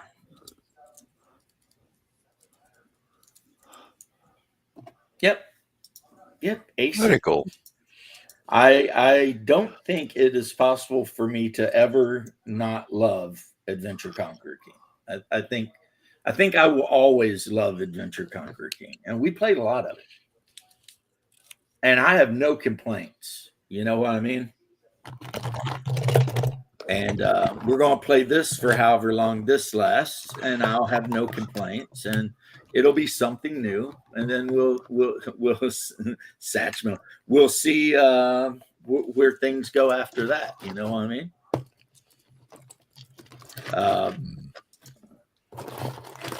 Maybe I'll be really mean to my characters, and I'll force them to play like Twilight 2004th edition. Make them all be like civilians in Poland. Like, welcome to the war. You used to work in a bakery making, bread. Now you're trying to not get ate by cannibal soldiers and shit. Also, you're very irradiated, and sometimes when you poop, blood comes out. Let's go. Twilight 2000 is definitely not a game for me. I call it the Road RPG. If you've ever seen the movie The Road, which is one of the most depressing movies ever made, it's like that, but it's an RPG. A post-apocalyptic world where gangs of people are running around just killing and eating each other, shit like that. It's like, damn, man. Like, that's rough. And in Twilight 2000, one of the encounter cards literally says that you come up on a group of hunters and they're roasting like a chunk of meat. And if your characters pay enough attention to look around, they'll notice there's a dead body like shoved under some bushes, missing,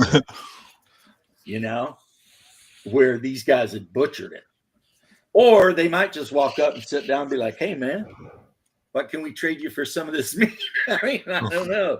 Right? But imagine how they'll big feel red later. nose and a rainbow-colored wig, and then you realize the meat tastes funny.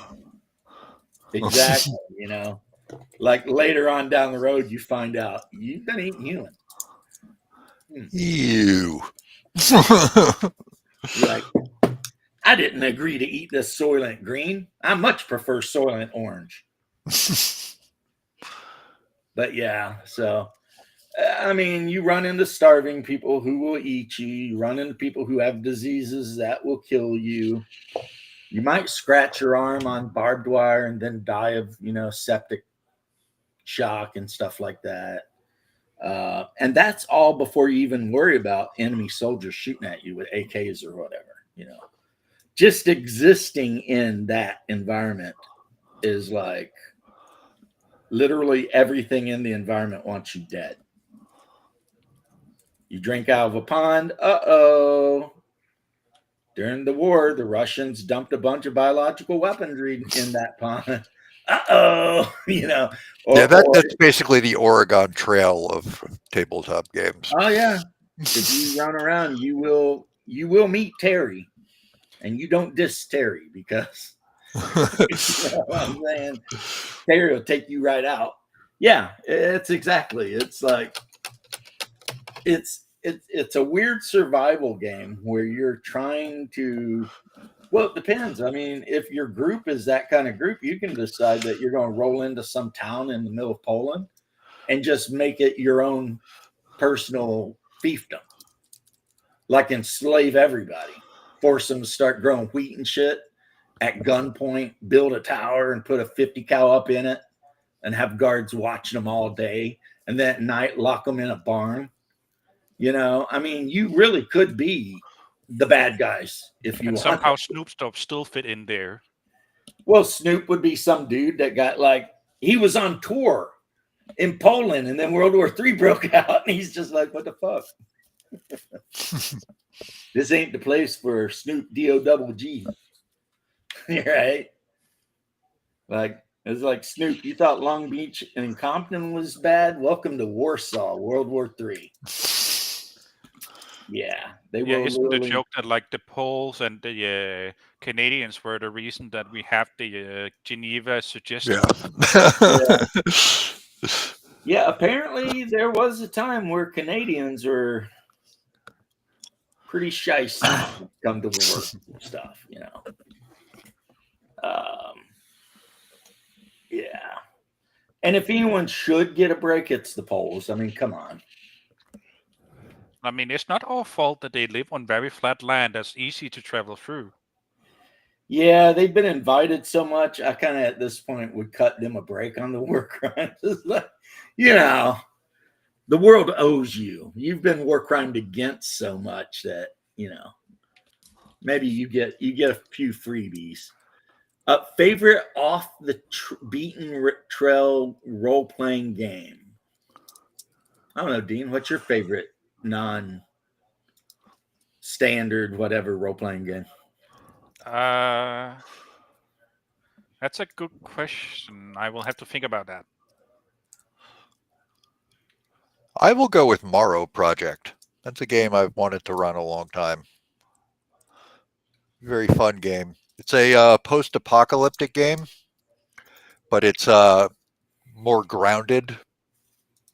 It's kind of tries to be basically realistic, and the premise behind it is that there was this guy Bruce Morrow who's this super rich industrialist who figures out there's going to be a nuclear war, so he forms this organization out of ex-military and scientists and all this stuff, and he basically freezes you in small groups, and after a certain amount of time after the war basically triggers the timer, these groups start getting awakened and you're supposed to rebuild civilization, but there's something gets screwed up. The main base, which is supposed to be inhabited all the time generationally, gets nuked at some point, so the signal never goes out.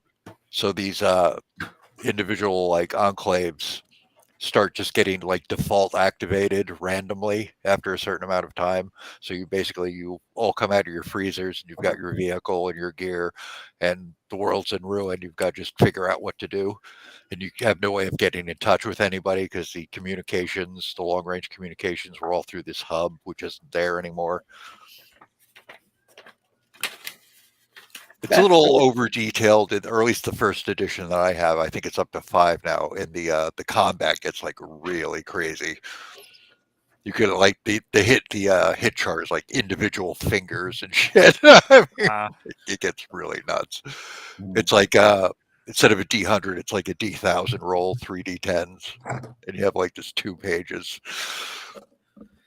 The damage system is a little complicated, but it's a very cool game.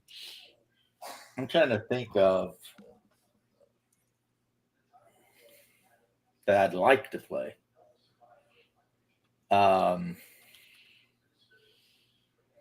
I don't know. Does Traveler 2300 count?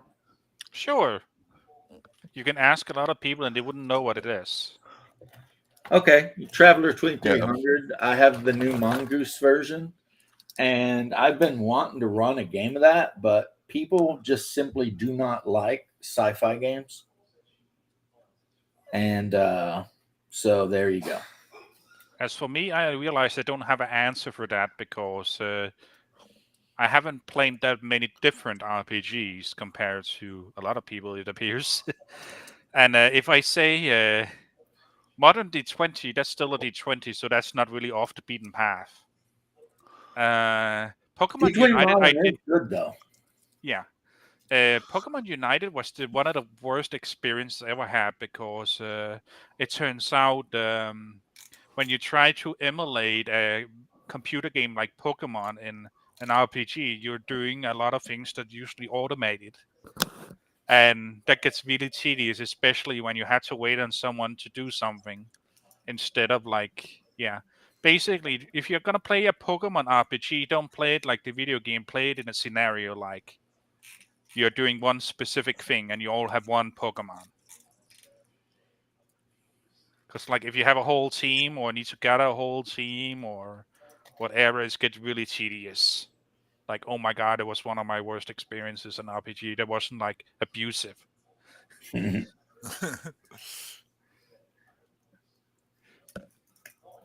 Yeah, yes, I do like modern D20, even if it has some faults, but every RPG does. yeah.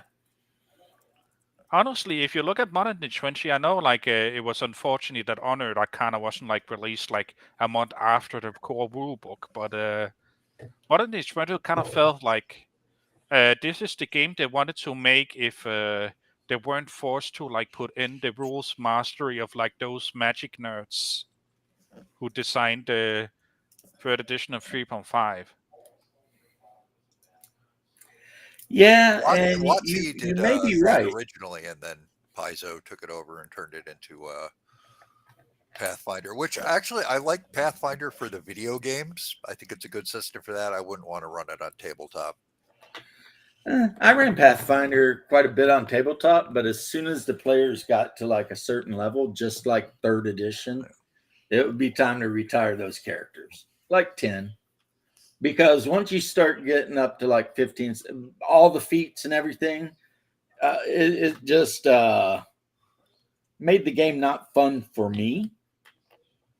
And I'm not going to run a game that I hate, basically. So, I will say that also another problem with the third edition and Pathfinder is the big 3-6, like the 6 stat you need to increase to keep up with levels because what it almost feels like that should have been built into the map instead of like, oh, you need these specific magic item instead of like getting cool magic item or some of the magic items being optional. Tales of Argosa, Barbarians of Lemuria, Valorous and Age of Blood 9. Yeah, that's true. Those are pretty off the beaten path. Well, of all of them you named, and I'm not saying this because Doc is here, but I could see running Blood and Iron in a semi-realistic Western Europe, like Germany back when it was split into like 100 sub kingdoms and shit like that, and just telling all the players to make knights. You know what I mean? Like as close to knights as they could get, maybe.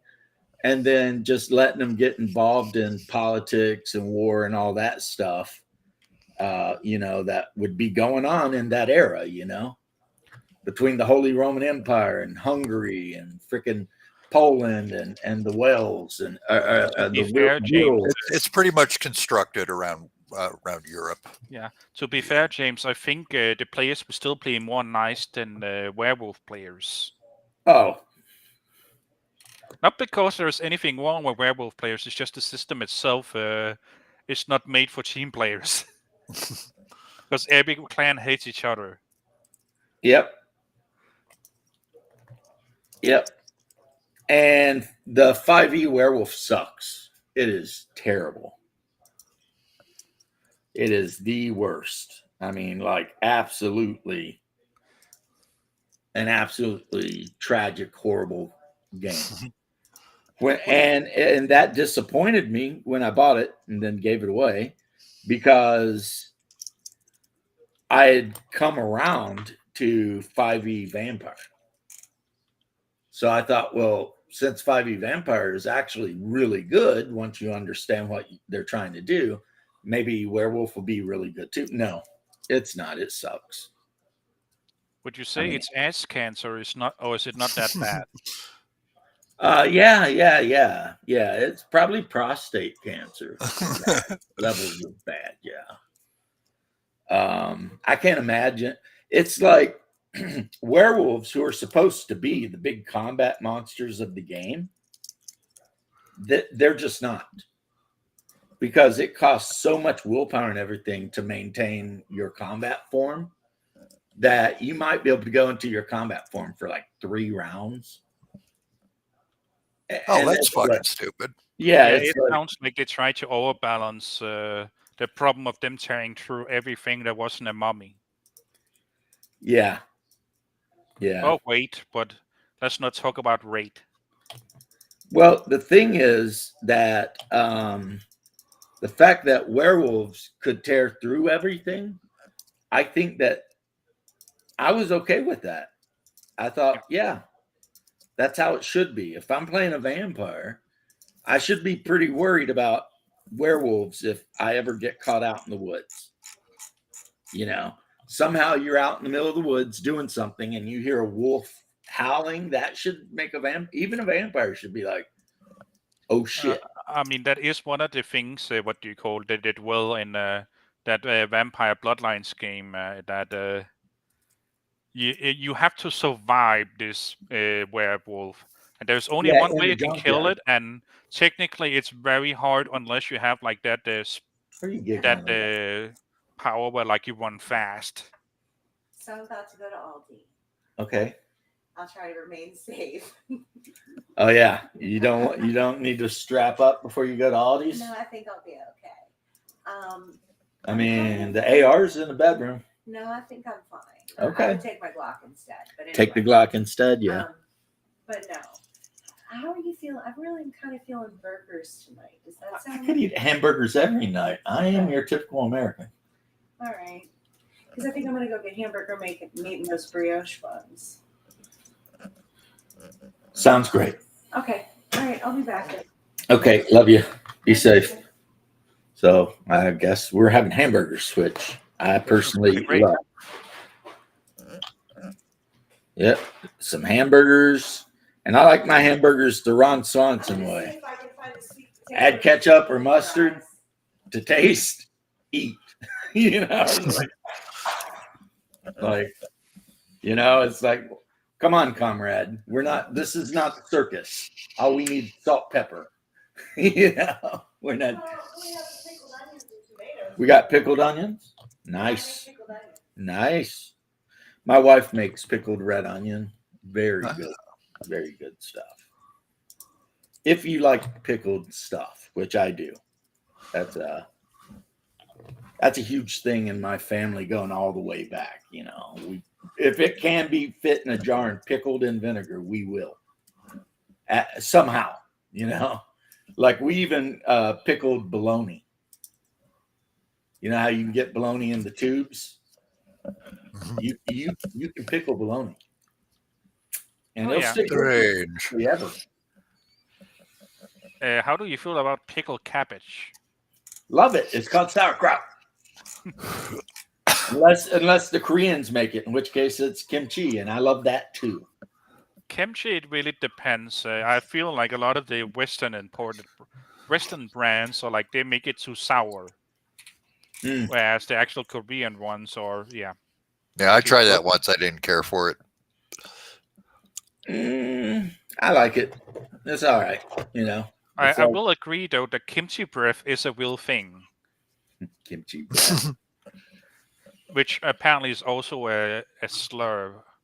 Which, no, it's not.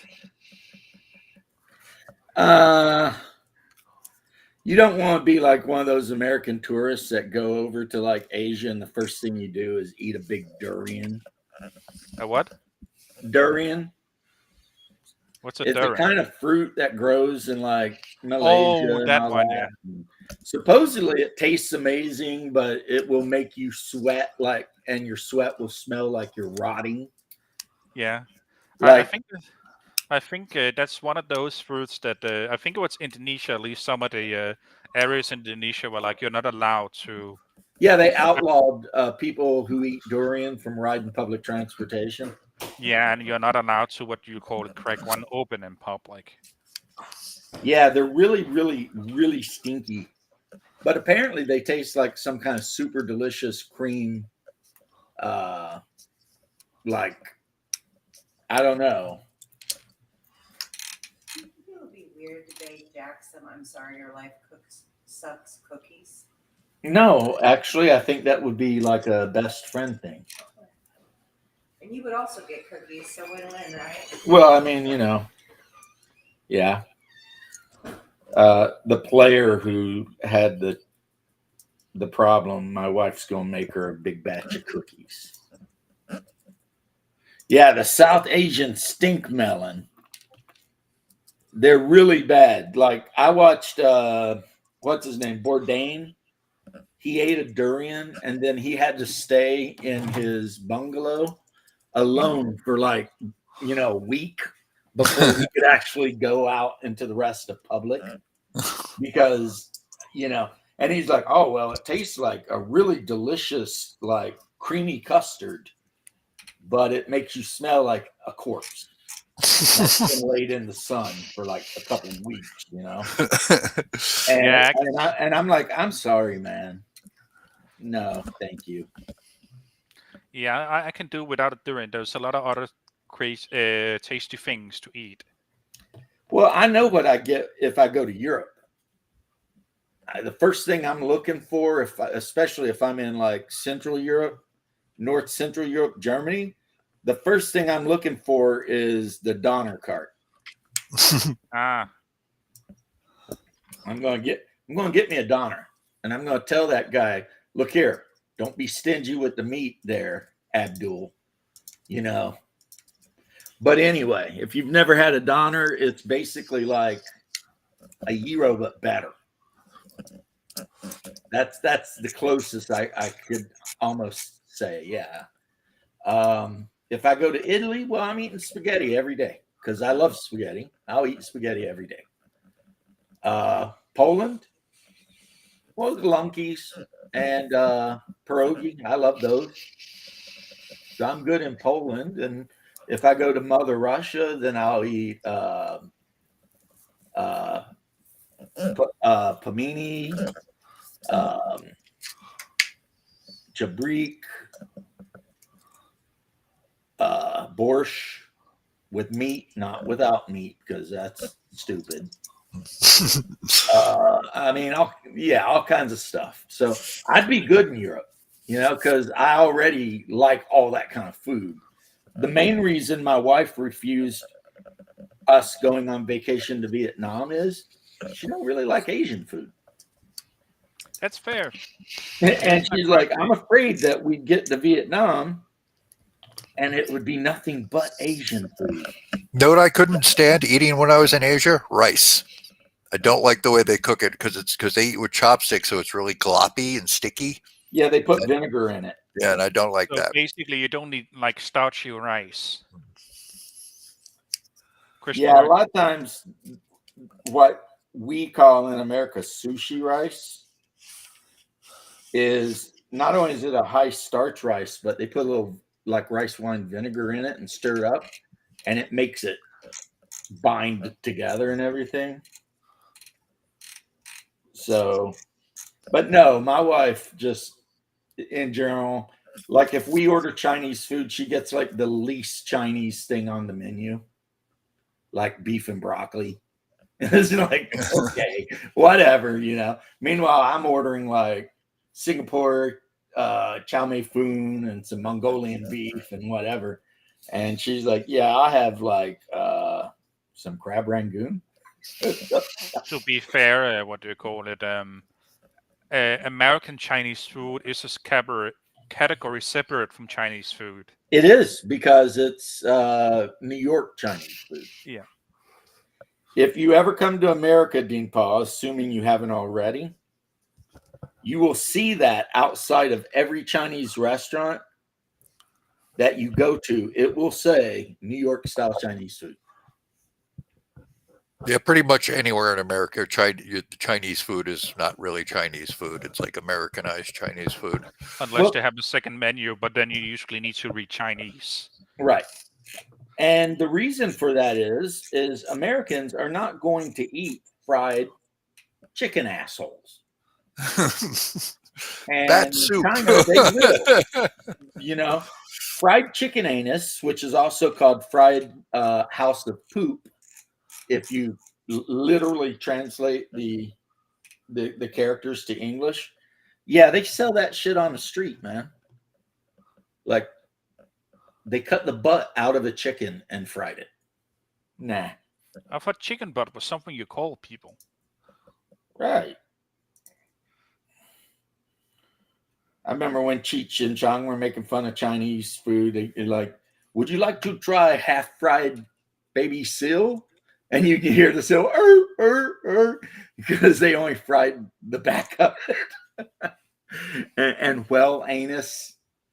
Like, this is off of their Big Bamboo album, which came out in like the 80s, and they're just going off. All of our Chinese places sell fish and chips. Guess what is the best seller? I don't know. I thought the national dish of the UK was like chicken tikka masala. Is that a reference to that talk show guy talking with Tucker Carlson, or? But to answer your question, Lee, all of the Chinese places, at least where I am, have like ribs, chicken nuggets. So you know, no fish and chips. You gotta actually go to the tavern down the street to get fish and chips here. They're worth eating, but you know. And I think that's for kids, you know, because maybe you got a little kid and you're trying to order him something. The kid's freaking out. And you're like, well, would you like some nuggets and French fries? And the kid's like, yeah. And then they got it on the menu, nuggets, French fries. So, all right. And So then James, when you get the I kid have a home, you question. just smack the shit out of him. You used to be Jewish, right? Well, yes, that was my religion for about 20 odd years. Yeah. So can you still pick whether you hold Christmas or you eat Chinese, Right. or is it only Christmas now? Since I converted to Orthodoxy, one, we celebrate Christmas in January. Oh yeah. First off, because of the old calendar, and two, we fast a lot. Like, I mean, I'm talking like no meat, three days a week, no oils, and then when you have like what we would call our high holy days, like Lent and stuff like that. Like not last year, but the year before, I think during Lent, for 30 days, it was basically vegan. You couldn't eat any animal, anything. And I pretty much lived on almonds and freaking pinto beans and stuff like that. You know, but you don't have to do any of the fast. You can. But like, say you're a person with diabetes and you got to watch blood sugar and shit like that, then you don't got to worry about the fast so much. You know what I mean? It's not like you're going to get into heaven for it. It's just the whole point of fasting in Orthodoxy is self-improvement of your discipline, right? You're testing your discipline. Can you go this long, you know, without this thing, right? But again, it's not like that's the thing that'll keep you out of heaven, you know. And a lot of old people and stuff like that, they don't fast because, I mean, they're old. They need to eat, you know, or they might die or something. Yeah. So, you know, yeah. So, But So yeah, yes, you can do that's both. kind of the You thing, can though. both And I have know you were Chinese making a joke, and I answered it in a serious way. But now, do I still like a lot of Jewish food that I ate when I was Jewish? Yes. I will occasionally make falafel sandwich. I will occasionally make matzo ball soup if I've got like a bunch of chicken laying around. I absolutely love pastrami on rye with like, that really coarse deli mustard. No cheese because, we don't do that. Um, yeah. So, I mean, a lot of like when I was living as a kosher Jew, I ate pierogi all the time. I love pierogies. Yeah, because if you get like just normal plain pierogi, and as long as you're not mixing it with meat, that's kosher as you can get right there. Although I don't know if I could do pierogi without bacon. With bacon, it's an Yeah, a essential lot food of for people me. like the mashed potato. It's like I got it once down here like a couple months ago. It was like loaded stuffed potato pierogi. So it had like the mashed potato, cheese, chives, bacon. Yeah, I like It was pretty freaking baller. bacon, But sour cream, and diced onion is my favorite way to do it. right, but see how I do pierogi, and I don't know if this is a Russian thing or my dad thing. Is you boil the pierogi, take the pierogi out and put them in your colander, let them drain completely out, then take a nice big pan, right, and put a little oil in it, or like olive oil or butter now for me. And when that pan starts getting hot, you lay the pierogies in, right? And you let them sizzle for a bit, then you flip them. And then when that's done, you remove them and do the next batch. It's important that you do it in batches, otherwise, it just F's it all up. And then what I'll do for my wife is these fried pierogi, right? I'll lay them all like around a plate where the curves are all facing the same way. Put a glob of sour cream in the middle of the serving plate, and then sprinkle chives and a little salt and pepper on them. Yeah. And then that's how I serve it to her. And then you eat it. The Slavic way is you use a small plate, and you just get the pierogies and put it on your plate, and maybe use a spoon to put some sour cream on. But it's all about the display. You know what I mean? The presentation. Yeah. Yeah, I haven't had pierogi since I was in Canada because it's apparently not okay, you can technically like make them, but it's not like something you can buy in a grocery store. Yeah, I made the Russian not version of pierogi, but people think it is, and it's pierogi. And the main difference is pierogi is made with like pasta noodle, and pierogi you would take like meat, mushrooms, onions, and dice them up, and whatever else you want, literally carrots, cabbage, whatever. Dice it all up, and you cook it till it's done, and then you make flour like you would be making biscuits. Oh, so it's bread instead of pasta. Yeah, it's like bread. And you roll it all out, and then you get your right shape, and you put like a good spoonful in the middle, and you close it up and pinch it all together. And once you've got it all pinched all together, all of it done, you lay it on a baking sheet, and you brush the top with a little bit of butter. Put it in the oven for Oh, I had something like that once in Korea with these Russian girls we were hanging out with, but they're really tiny. Well, the tiny ones is pamini.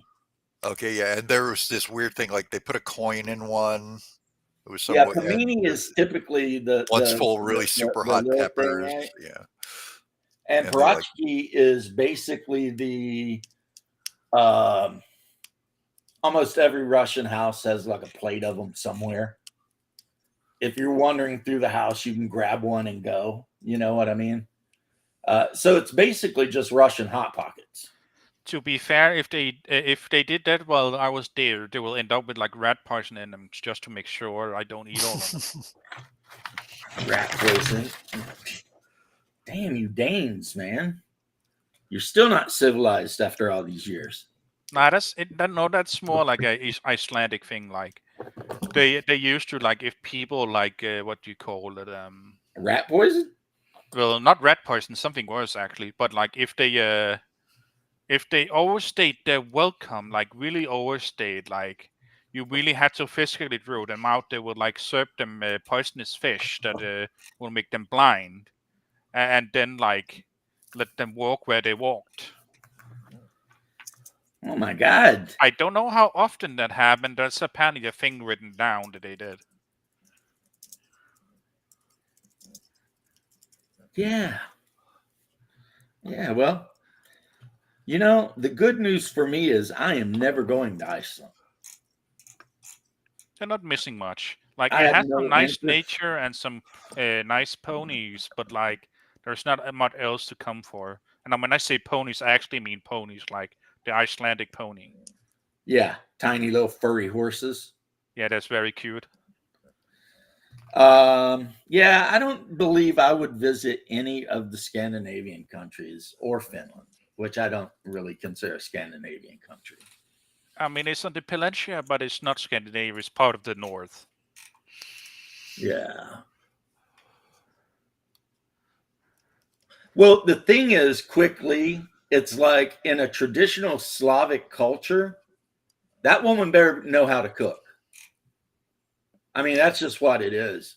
And the reason they know how to cook is, let's say they're going to school, right? When they get home from school, they're helping mama make dinner. That's the first thing. So they're going to learn everything mama knows. And maybe they might learn some stuff from babushka. But by the time they're of an age, which sometimes might be 17 to marry, they're going to know how to cook, because it's just super important that they do. I mean, like, no husband is going to go out of their way to try and get with some chick who can't cook. Not in Russia. Unless they're a millionaire and they're just trying to marry some hot bitch to be like, look at my hot 20-year-old. But if you're like a working man, you're working in the mines or some shit, yeah, you want your wife to be able to cook. So that, because generally speaking, in Russia, the women don't work. Once they get married, they're done. So you got the guy out there busting his ass trying to get the money to keep the household going. And the woman, her job is to raise kids, keep the house clean, and have dinner on the table. That's probably That's why. a hard job. That's probably why groceries is a higher percent. They pay as a total of the household income. Groceries is a higher percentile there than in the West and the US. So that's Yeah. probably why, if they still have a single income. Yeah. Well, my wife, I know why she doesn't spend much money on groceries. It's because she's Danish and cheap as shit. Right? Like, today she asked me if I wanted burgers, which to me is like, she must be trying a new thing, because usually she knows what we're going to be eating like 2 weeks in advance. And I never worry about it, because I know she always cooks stuff I like anyway. So it's like, yeah. Of course, the other day I did apologize to her, because I realized I was not a good husband, because she will ask me, what should we do about this or that? And for the longest time, I'd be like, I don't know. I don't care. What do you want to do? And she'd be like, and then we'd go back and forth forever. And now I realized that when she's asking me what we should do about something, she wants me to tell her what to do. To be fair, like, I know that's because you're the man of the household, but there is a lot of times when women ask about a problem is because they want to talk, not because they want a solution or a decision. Well, not with me, they don't. But no, I'm talking about my wife being like, should we go here or there? Makes sense. And it's like, what she wants is me to say, we're going to Outback. Yeah. And then she'll be like, okay. And she doesn't do that a lot. She just does that every now and then. And I actually don't remember which site, philosopher, priest, whoever I was listening to about it. But sometimes your wife will come to you with problems simply because they want you to be the man, because they love it. They love it, right? So they come to you, even if they kind of knew what they wanted, but they come to you with this like quandary. What should we do about this? Or what should we do about that? And they're waiting for you to be the man and say, this is what we're going to do. What do you think? And with my wife, it's like, yeah, that's good. We'll do that. Hey, I got to run, guys. I got to go. I will catch you later. You guys have a great day. Remember my advice if you get remarried, Doc. Yeah, that's unlikely, but I will keep it in mind. Hey, you're young. You're young. I don't know much about Russians, but I got a lot of time for the Polish. Two people separated by vastly different languages, basically, and religions. Russians are Orthodox, Polish are Roman Catholic. Polish speak a language that is completely different than every other Slavic language. And otherwise, they're not much different. They eat pierogi. They eat freaking corned beef. They eat doctor sausage and cabbage and shit like that. I mean, at the end of the day, they are Slavs. I mean, that the Slavs are part of the Western Slavic. The Polish are part of the Western Slavs, which also used to incorporate the Czechs and so forth, but that they got Czech, Germanized. Slovenians, Slovakians. Yeah, but they got Germanized. The Czechs did, whether they liked it or not. But yeah, it's kind of unfortunate we don't have. And there is a big problem in Russia with alcoholism. They're constantly trying to fight it, but some of those dudes, man, they will drink a liter of vodka daily, like every day of their life. And that's why they die very young. I can understand why they would die young from that, because like I'm like thinking like, okay, how much water do I drink? Okay, about 1.5 liters plus other fluids. Right. Now imagine replacing that with 1 liter of very strong alcohol. That's 80 proof vodka. A liter. Your liver is probably like begging you to stop. About 2 years in, your liver's like, please. Really, please. Yeah. But they just do it. And that is why a lot of Russian women want to marry Western men, because so many Russian men are alcoholics. Yeah. And but then the problem is, if a Russian woman wants to marry you, but she wants to move to the West, you're effed. Right off the bat. Because like not even our culture, is just the way the laws has evolved, that like what they expect of martial duty / discipline you can't do here. Right. But if you meet a Russian woman and she tells you she wants to get married, but you have to move to Russia, that is a woman you will be with until you die. And then you have to learn all the rules. Like, if your father-in-law pours you a glass of vodka, you must drink it, or you will dishonor your father-in-law. And your wife will never carry anything. And that means if you go camping and you both got backpacks, you carry both. She ain't carrying them. And she won't carry the groceries if you go to the grocery store with her. You'll carry those damn groceries. I mean, I was already used to that the last time I was in a relationship, and she wasn't even Russian. Now, if she goes to the grocery store alone, she will carry the groceries because she got to. But hey, Paul. And they do not like indecisiveness at all. I've told you guys this multiple times. Russian women, if they're really traditional, they want you to tell them what they want. And that's actually a thing with dating a Russian woman.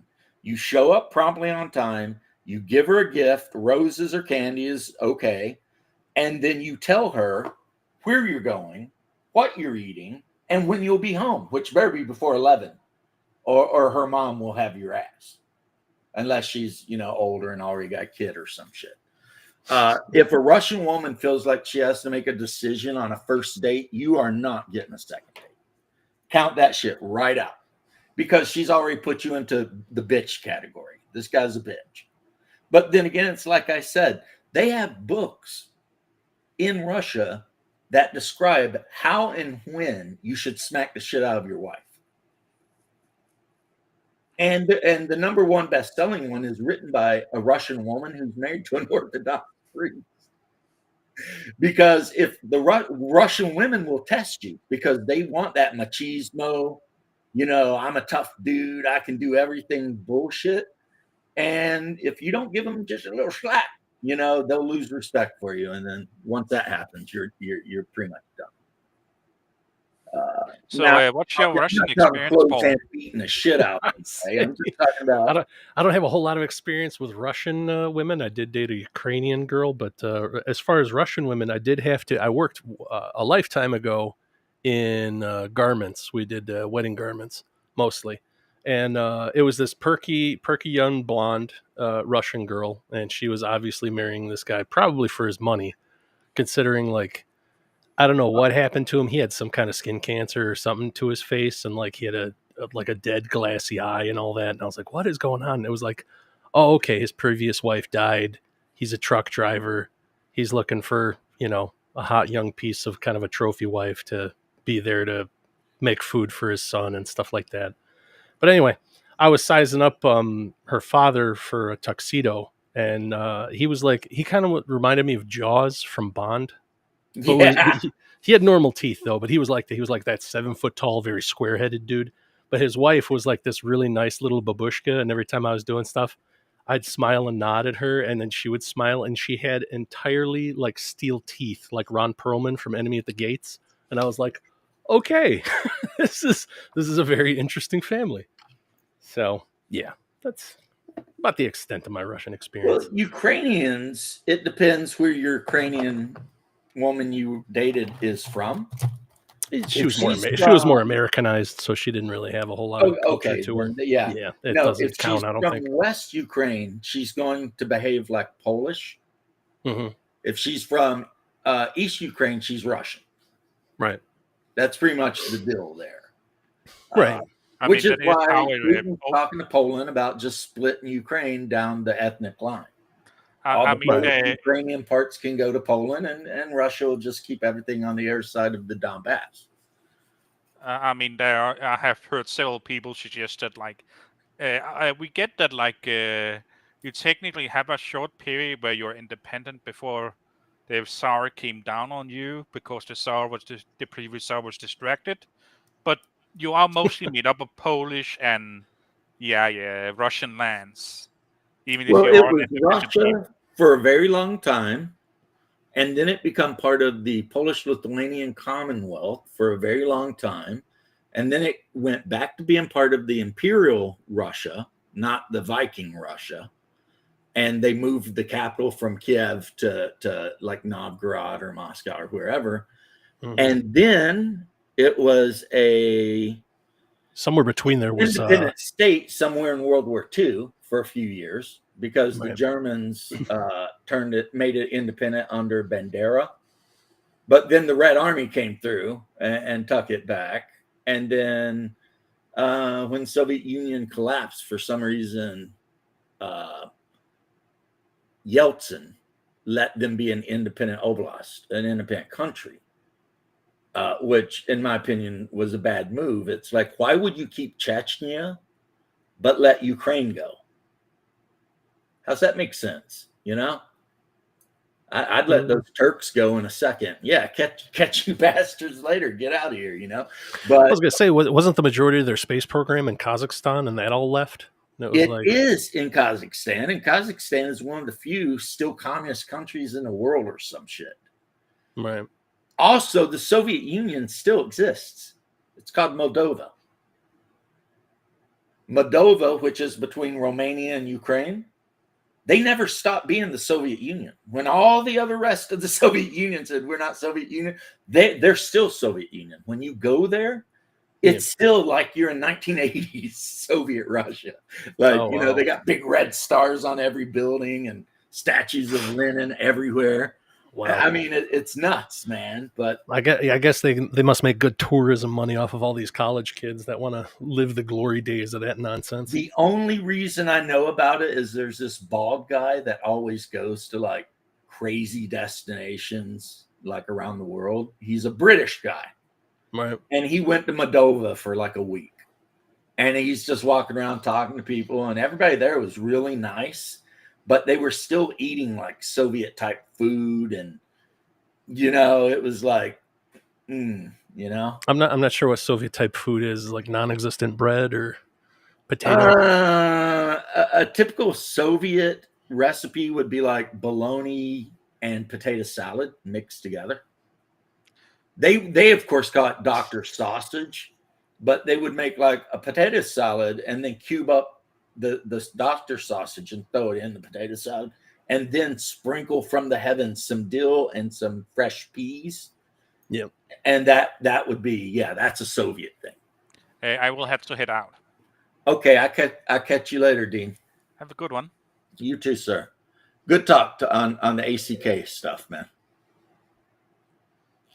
We were talking pierogies earlier. One of the fun things I used to enjoy going to Origins back in the day was there was this Barley's Brew Pub over there, and whenever you got a burger, you can get yourself some in-house beer, get yourself a burger, and instead of fries or whatever nonsense on the side, you can get yourself a serving of pierogies. I was like, that's pretty awesome. I have heard that in Europe, if you want to go on vacation, you go to Poland or Hungary. And I mean, I heard this from people who do travel vlogs, and also, I think Tucker Carlson or one of those guys went over there, and they were just like, could be, they're like, these people are so nice, and everything is so clean, and the food is amazing, and the beer is amazing, and so if you've got the money, taking a trip to Poland or Hungary is like the play, Yeah, well, especially southern Poland. Like if you're big into skiing. It's funny because like my dad came from a small town in South Poland called Zakopane, and it's they still have the house after his parents passed. They passed the house on to him and then split up the assets, whatever, between the siblings. But we redid the house down there, and now that it's become kind of like the Aspen, Colorado of Europe, like the all the values have skyrocketed, and it's crazy because like his father was really poor, dirt poor, like he used to be a shepherd, like sheep shepherd, and the Wehrmacht, when they were fleeing the Red Army, pretty much just took all of his sheep. We're just like, we're going to take these, and you can either walk away now or we'll shoot you. It's as simple as that. And that was that. And he just ended up being a coachman the rest of his days, pretty much. You don't want to get between a bunch of hungry soldiers and sheep. Right. That was pretty much it. That is pretty much it. By that point, the Germans were starving, and they're like, look, we're going to eat these sheep. Yeah, well, here's the thing quickly. Croatia is the Thailand of Southern Europe. At least that's what all my Serbian friends say. They say all the Croats are ladyboys. Oh, Lord. They wear cat ears all the time and all that shit. But Serbians pretty much absolutely despise all of their neighbors except Greece. They love Greece. Well, because they're Eastern Orthodox too, right? And they absolutely hate Albania. And yes, that's part of it. When my friend growing up was Serbian, and I remember he was like, "Oh, it's Thanksgiving for us." I'm like, "What the hell are you talking about?" And it's like, "Well, it's Serbian Thanksgiving." I was like, "All right, dude, if you say so." When the Yugoslav war broke out, what it really was a religious war. Just no one wanted to say that because it's pretty much what it was. Yeah, but it was pretty much Serbia, which was and still is the strongest nation in the Balkan, right? And super Orthodox. They went after Croatia, which is mostly Roman Catholics. They were invading Bosnia-Herzegovina, which is mostly Muslims. They were fighting in Kosovo, which is now predominantly Muslims. I mean, like most of the hardcore shit they were doing was literally Orthodox Christianity versus Islam. Right. Now, to be fair, the Muslims started it because when they decided they wanted to break away, they imported a bunch of mujahideen. To do their fighting for them and then do their dirty work. Happened. Yeah. And after the war crimes started going on from the Muslim side, then the Serbian side was like, well, it turns out we can do war crimes too. And then we got involved because the problem the Serbians had with their war crimes is they were too good at it. Right. Like, well, and that's the crime crazy thing that I think it'd been okay, but I think that was the first time NATO activated their land military in Europe, like ever, and it was for not defensive reasons. It was like to be an intervention force. It was very odd. Yeah. And then poor Holland got just freaking clowned on. The Belgians or Dutch or whoever, because they were at this one place supposedly being blue hat peacekeepers, and the Serbians rolled up and made them stack their rifles and go inside of a building and shut the door. Wow. And they did. Yeah. Because the Serbian commander of that unit, which was an armor unit, told them if they did not, he'd have them all shot. Right. And they're like, oh shit. These guys, and then they went to the city that these guys were supposed to be protecting, and they gathered up every man child above the age of 12 and took them out and shot them, and then loaded all the women and babies on buses and shipped their asses to frickin' Albania or somewhere like that. Yeah. So definitely some war crimes going on there. Definitely some ethnic cleansing vibes going around, Right. HBO actually did a pretty good movie on that. Did you ever see that movie Shot Through the Heart? It was about two competing snipers during the conflict, a Serbian or a Bosnian guy and a Serbian guy. I never saw that. RPG Dad, really what's good. Up, man? But it's funny if you look at cartoons from each of the Balkan countries, like how they depict all the other Balkan countries. It's really unflattering. Like they always draw the Bulgarians like big hairy apes, and they always draw the Albanians to look like Turks, I mean, and of course everyone that hates Serbia, they draw them to look like cavemen or something, it's like, they're the hillbillies of Europe, I think. Really. Right. We had Hatfields and McCoys, and they had, Christophers and Mohammeds, but at the end of the day, it was the same shit, boy. They were going at it. Yeah. But what you been up to game-wise? Game-wise, not a whole lot. Nobody showed up last night. I figured we didn't really schedule anything since it was the day after Thanksgiving. I figured I wouldn't even plug anything in, but what are we doing here? I'm putting together a character for Bloodworth's Hyperborea game. I don't know what it is. He keeps trying to put together games, and people just keep not showing up. I have no idea what the hell's going on with these people. Because it's all online too, so it's not like it's really hard. You just online players are even more unreliable than in-person players. Yeah, and some in-person players are super unreliable. Oh yeah. Like I've had to talk to my players, not all of them, but a couple of them, but I did it all of them so that I wasn't singling the couple of them out. Sure. And I had to explain to them that when they say they're going to show up to a game, they've basically made an honor contract with every other player and the DM, or count him as a player, that they will be there. Right. And then unless somebody dies, they just decide to stay home and jerk off to freaking anime or some shit. Then they have broken their word. They're freaking liars and useless, right? Don't say you're going to show up Wednesday at 7 and then, 6:45, give me a call and be like, yeah, I'm not really feeling it. I'll maybe show up next week. It's like, F you. Yeah. It's like, don't even bother showing up next week, brother. Especially for me, because I have 8 players at the table. And if I've got 1 or 2 that keep being that guy, they're screwing over 7 other people. Yep. You know what I mean? At least, because I count myself as a player when I'm talking about the whole thing. Oh, like sure. That.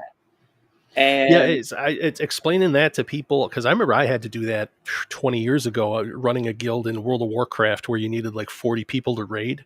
You have to tell somebody, like, if somebody's dragging ass, I'd go up to him and be like, look, dude, you just wasted 39 people's time. Like, do you know what the fuck's the matter with you?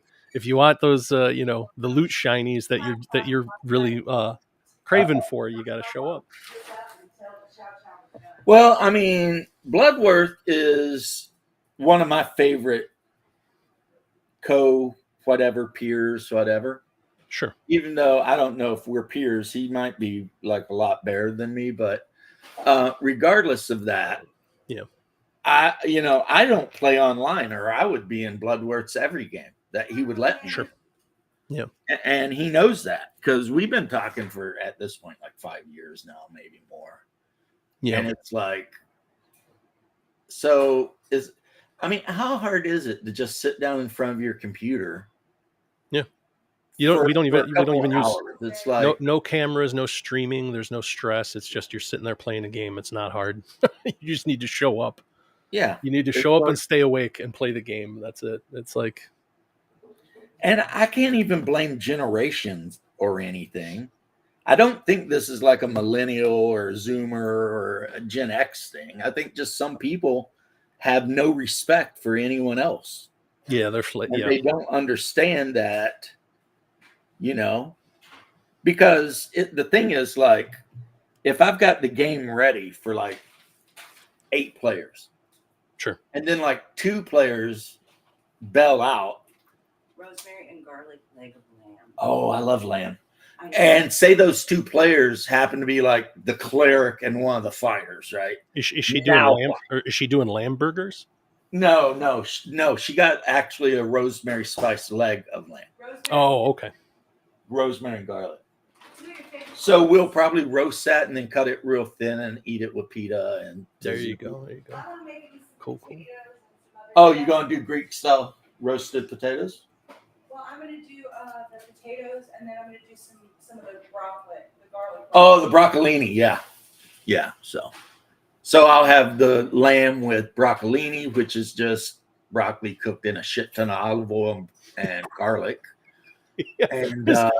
And you make it unhealthy, but you make it edible. So there's a payoff. I guess it's still healthy. I mean, olive oil is good for you, broccoli's good for you, garlic's good for you. I mean, because we don't eat seed oils or anything in this house. Yeah. We eat olive oil or we eat lard or butter. That's it. Right.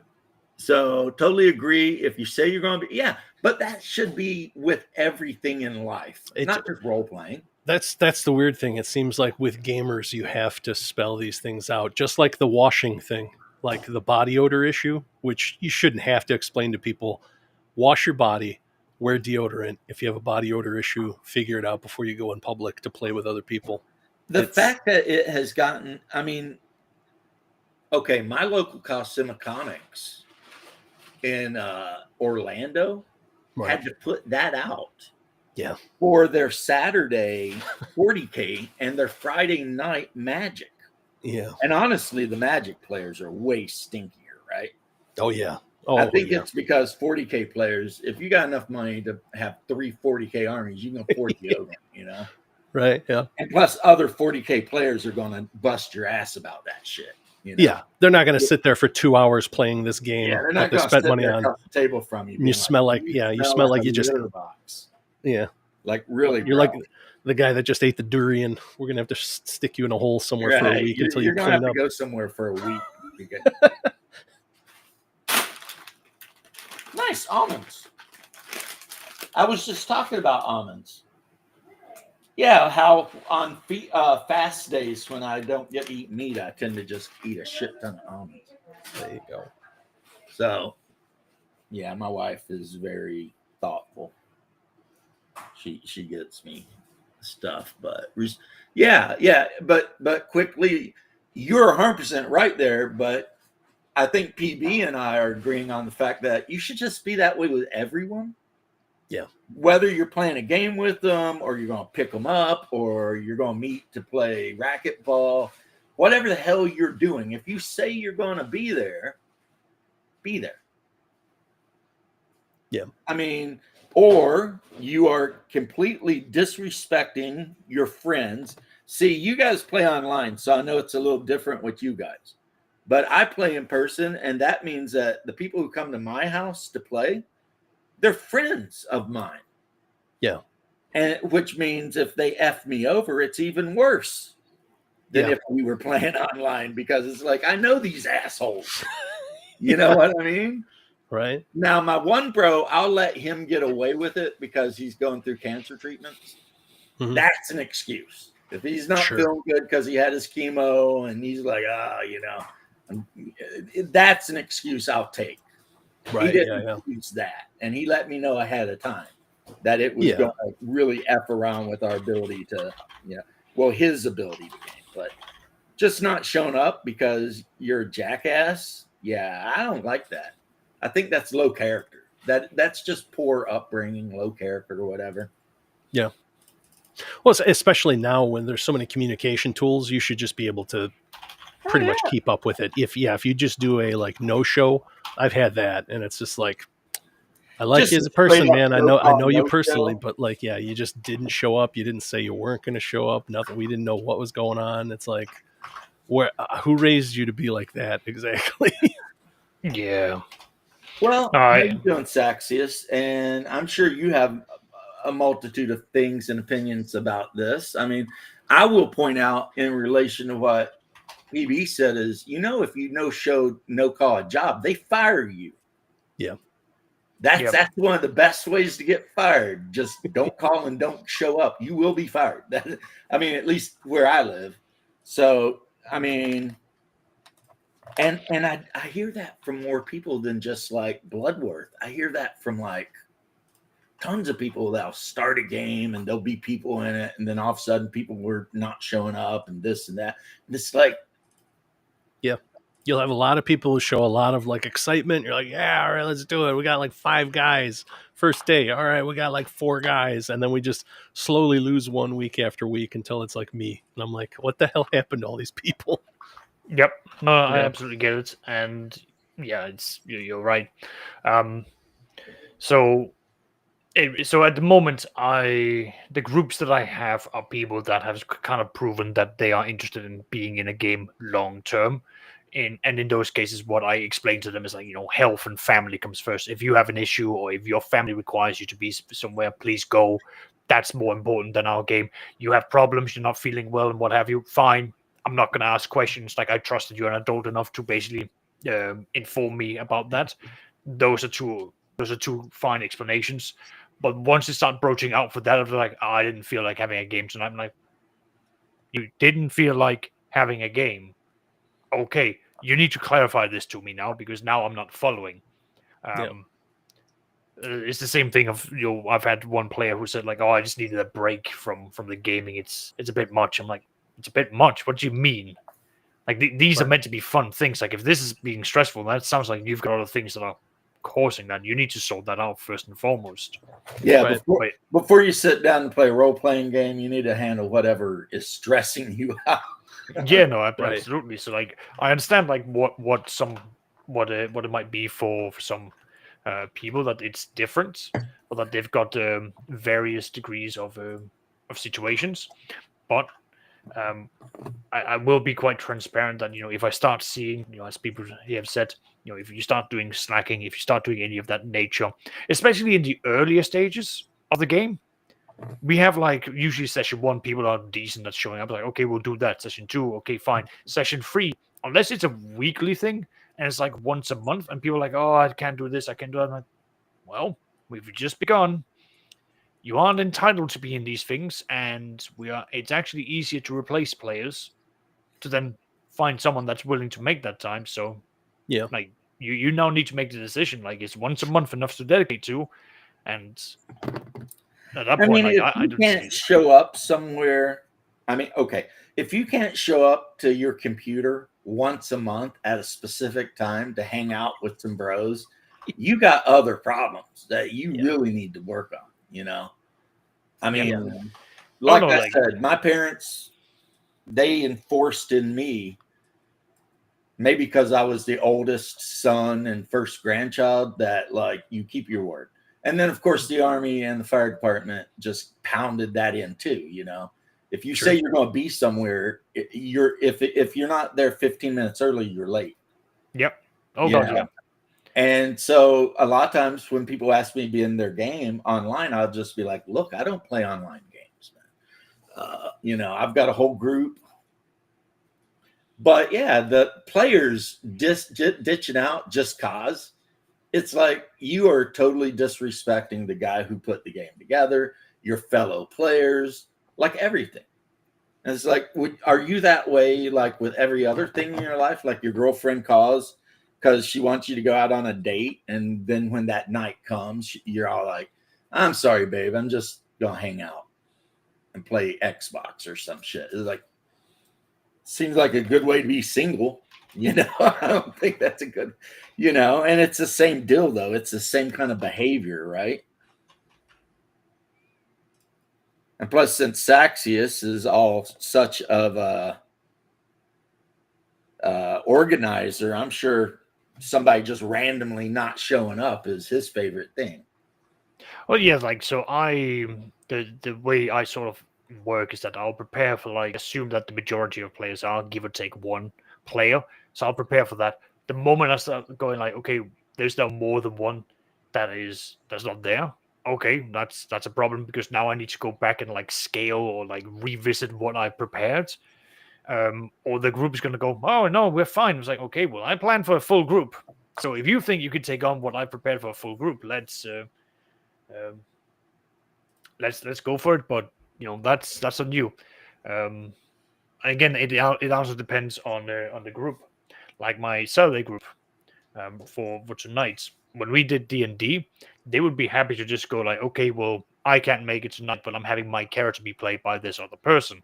And then they accept whatever consequences is going to happen. So they might show up and be like, oh, Mike, your character died because this battle happened and he was just really unlucky. And I was like, well, okay, that's not fun, but I accepted that when I handed control over to another player. Because I've said it multiple times, I'm not running, I've got enough running my game. So I'm not running someone else's character. I'm not going to role play as them. That's their character. So I agree, Lee. As you get older, you mature, you start understanding the importance of time, not just yours, but also everyone around you. Oh yeah, I mean, I've blacklisted players who has wasted my time. I've told them don't ever contact me again. You're not allowed back in my I don't want to talk to you. First and foremost, you have wasted. Like I've had one player who has, he was going through a rough time in his life, which is fine. I told him to try and take the time out, but he insisted that he could still make it. When he then was able to show up, he would then be strong of character, trying to force the entire group to deviate from what they had decided that they wanted to do to go and do what he wanted to do. And that made me very angry because then he was doing things that I had planned that there was going to be consequences. Then he couldn't make several sessions where the consequences were happening and he wasn't around to accept them. And then he would show up and try to do it again. And I effectively just told him, listen, no, we're stopping the game now. You need to either sort it out. And he insisted that he could still stay. I basically had to say, you know what? No, I'm putting my foot down. You've wasted. We've got what like it was a group of like 5 players, 6 with him. So 5 other players times 3 hours. That's how many hours you've wasted. Now you can waste my time. I can accept that, but I'm not having you waste everyone else's. So you're out. That's not a question. It's a statement. You are out. And I don't want you back in here because you have now actually ruined an entire campaign for this many players. And I have to start over and rebuild the fun because of you. I'm not having that. I'm not happy. I'm very angry, as a matter of fact. I can tell. Yeah. I can tell. And here's the thing. You said the thing that makes it so super ridiculous.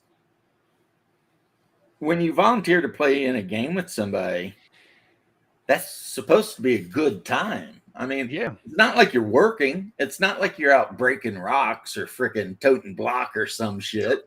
You're spending 2 to 4 hours sitting on your ass, eating chips and having a good time.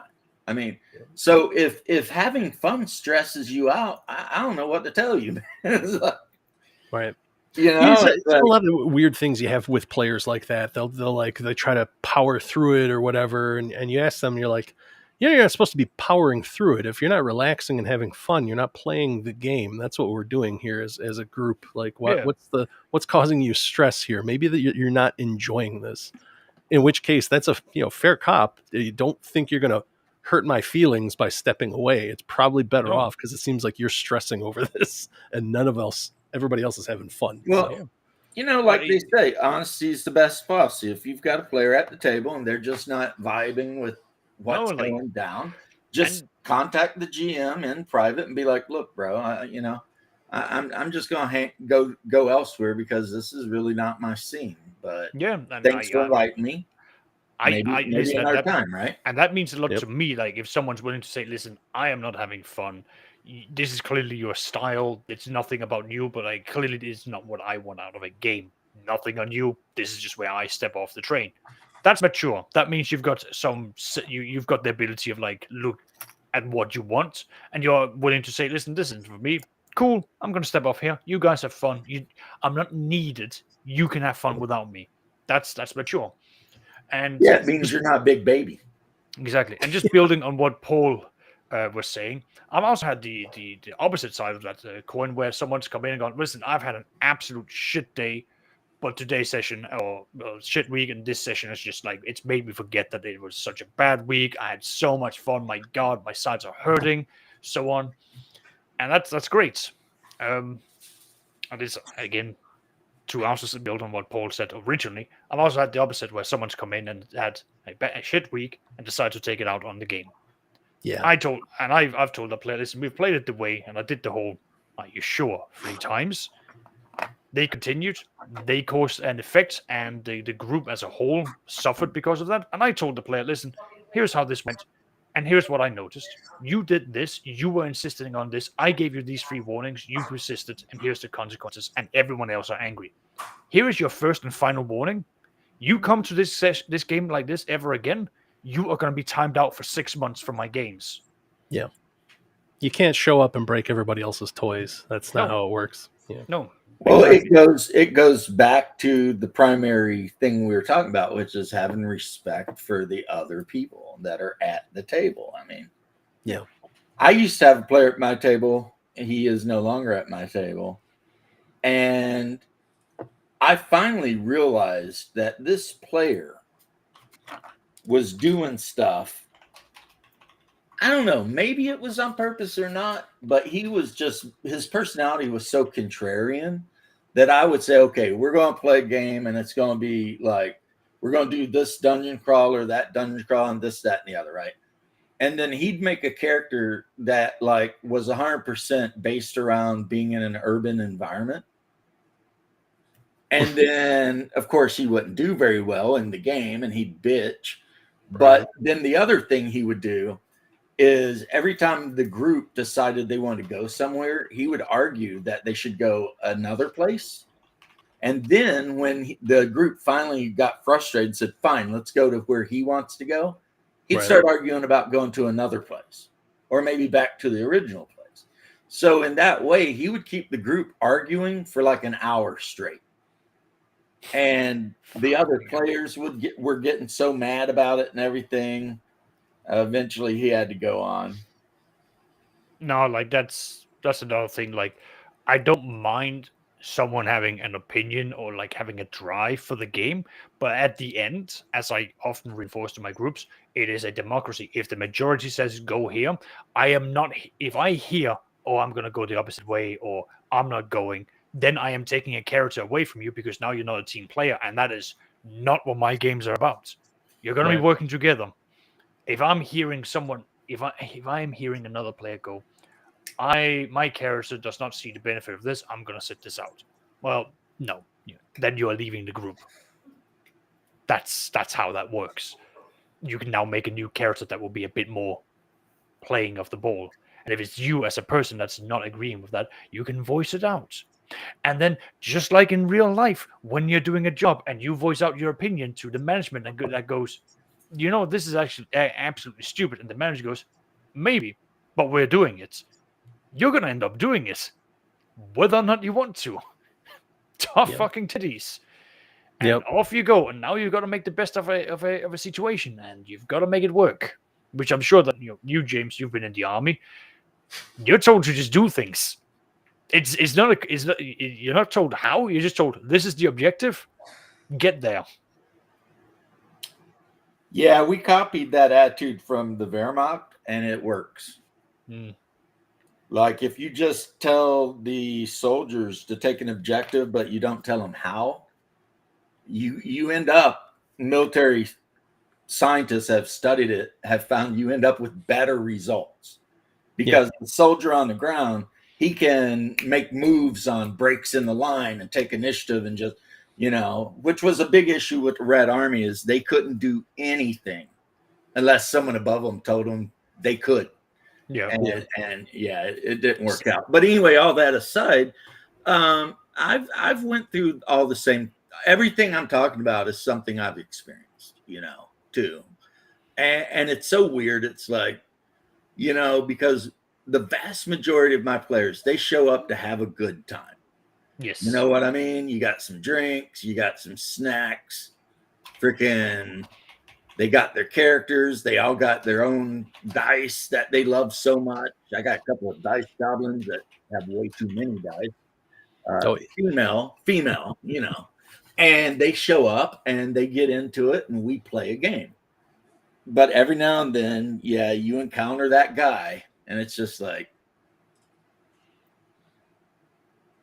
we already said what it's like. It sucks. Yeah. It sucks is what it is. And I forget if we brought it up, but I was talking about how gamers, we have that welcoming nature, because growing up as nerds, like you took what you could get. So you've really much like you didn't almost turn down nobody. And that's kind of what's wrong with it now, was we let in some of the wrong people and they didn't really want to play. They just wanted to take over because they saw D&D equals money or gaming equals money.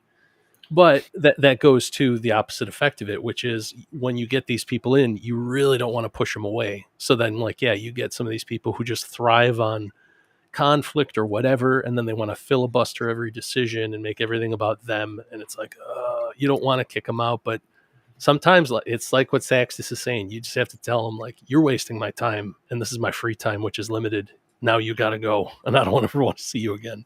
It's as simple as that. No, some people are just poison.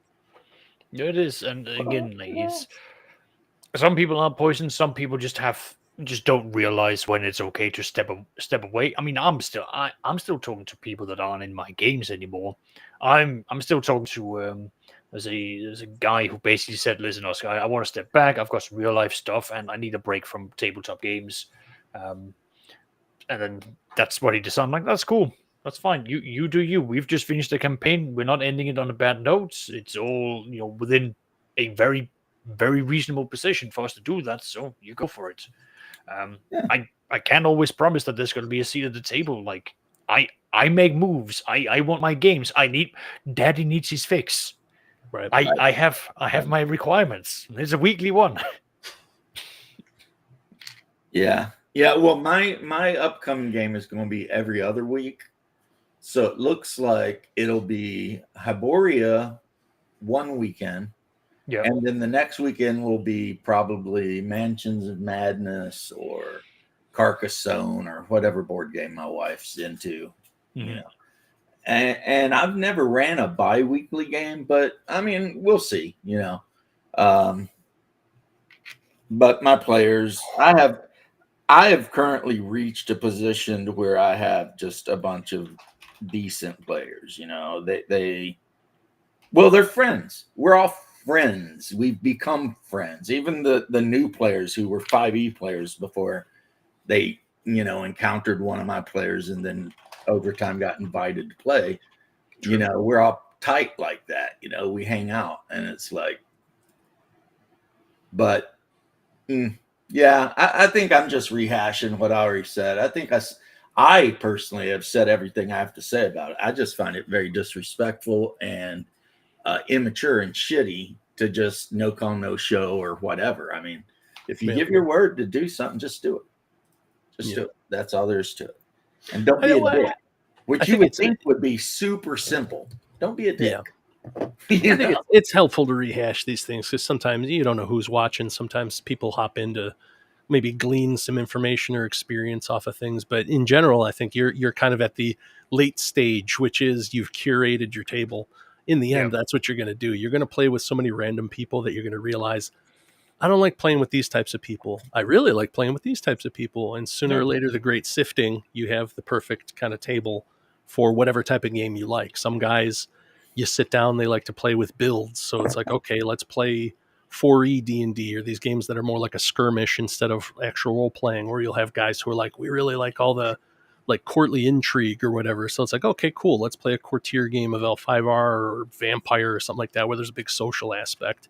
Yeah. So you kind of learn to find the strengths and weaknesses in these players and set up your tables. Whereas like starting out, it's rough. You're playing with, you'll get a new guy and he just likes lighting everything on fire or threatening things with knives. And you're like, all right, maybe this is like just a weird release for you or whatever, but I don't think we're inviting him to the courtier game or any other game, really. I just want to build on what you're saying there, Paul, because my real life group, basically when I moved to the current city that I live in, I really wanted to have a real life game. So I was like, right, I don't know how to advertise this properly, so I did the thing that I normally wouldn't recommend anyone doing, which is I went on Reddit and I made a post that went, "Hi, I've just moved here. I am a big fan of D&D. I am willing to run the game, but I need friends and I need people who are willing to run the game, to be a part of the game. Who here is interested? Who here is willing to then meet up at a neutral place in public so that we can all be, safe? We will have a discussion with everyone who will be willing that I invite, and we will then go through, what we want to have, what I'm like as a DM, blah blah blah." So I then just sent out invites for like 6 people, and there was like 4 who showed up. I'm like, okay, well, at least I have enough to start with. And basically, depending on what kind of campaign you're running, yeah, 4's. 4 is, you could easily do 4, and we ended up doing 5e D&D, which again, 4 is like the optimal, gaming group for that. But what I did was, effectively, I sat down and said, listen, I have done D&D and games long enough that I know what I am like as a game master. So I need to lay that on the table. I very much like to, you come into the game to be challenged by me. I give you challenges, but what I do is that as long as you coordinate with me, you tell me what you want to do and how you want to achieve it. It's my job to know the rules, and I find the way that you can then achieve the things. It's not going to be, unrealistic. You're not going to backflip, cast a fireball, and do all these like zany things. Like, that's not what I run. But if you can give me a pitch, I can find a way to make that work, and then we build something from there together. But it does mean that, like, as you play, the game's going to be harder. I will challenge you. I will role play characters that will be, up in your face and will be different people. So we've got to understand, when the role play comes on, it's not me, Saxius. I'm playing this character, and he might be mean to you. He might say things that might not be comfortable, but that's a part of the game. And we were able to then sort of like having a discussion and find out, okay, the group likes this, they don't like this, they really want to try this out, they'd like to be slowly exposed to this other aspect of what I do. I'm like, that's fine, I can work with this, because now I know where we've had it. And I know it's something that many people don't like to agree to, but like, for a new group, a session 0 where you as the DM, where you know what you want and what you are like, you can present that. And if you've got mature players, they can turn around and go, I like that. Or actually, I'm glad that you told me, because that's not up my alley. That's not what I want out of my games. I don't want a heavy combat game. I'd like to do a more role-play game. Yeah. No, session 0s, I think the people that complain against them are people that have set groups. Like, they're not really running for randos out in public. Exactly. Like, I only hear the complaints from people who are sitting there going like, oh, but my group doesn't do them. Like, well, you have a group. You have a group. Like, right there. I like to challenge them and go like, well, when was the last time you went on Roll20 or on Reddit or anywhere and went, we're now just going to get a bunch of random people in? It's like, oh, I haven't done that in like 10 years. I'm like, well, there's my point. Yeah, exactly. Yeah. Yeah, and because of that, Saxius, while 10 years ago on X, I was definitely in the session 0s for losers, safety tools are for losers camp. Yep. Now that I actually understand a little bit more about the online gaming aspect of things, because I've only ever played at a table. So if somebody really aggravated me, I could always punch them in the head, right? Yeah. Not literally, but you know what I mean. Yeah, I yeah. can You can handle stand it. up, you could leave. There's nothing But stopping you. if you're playing online with random just guys that volunteered to play your game, you kind of need some of that shit. I'm not saying I agree totally with Monty Cook's whole, fill this chart out bullshit, but maybe a little bit of it I do. No, like there's definitely the whole thing of some people might say like, oh, I don't like gore. I'm like, okay, cool. I can dial it down. I can just be like, you slash, and what I might go for is like, I'll then describe swashbuckling fighting, fancy moves and all that. That's interesting. That's exciting. Instead of saying, you slash a guy across his stomach and his entrails fall out. Exactly. See, that's kind of gory. So exactly, that's don't do that. So but some people might not now like at my table, because I know what I can get away with, I don't need to worry about that. But I found out one thing that I never thought, but it turned out to be 100% true. It turns out I've been doing session 0 since like 40 years. Yeah, but we didn't call it session 0. We just got, okay, let's get together. Okay, here's what's going on. Yeah. And we ended up doing a session 0, but it was just session 1. It was like the beginning, or like it was like character creation. It was the beginning where if players had questions, I explained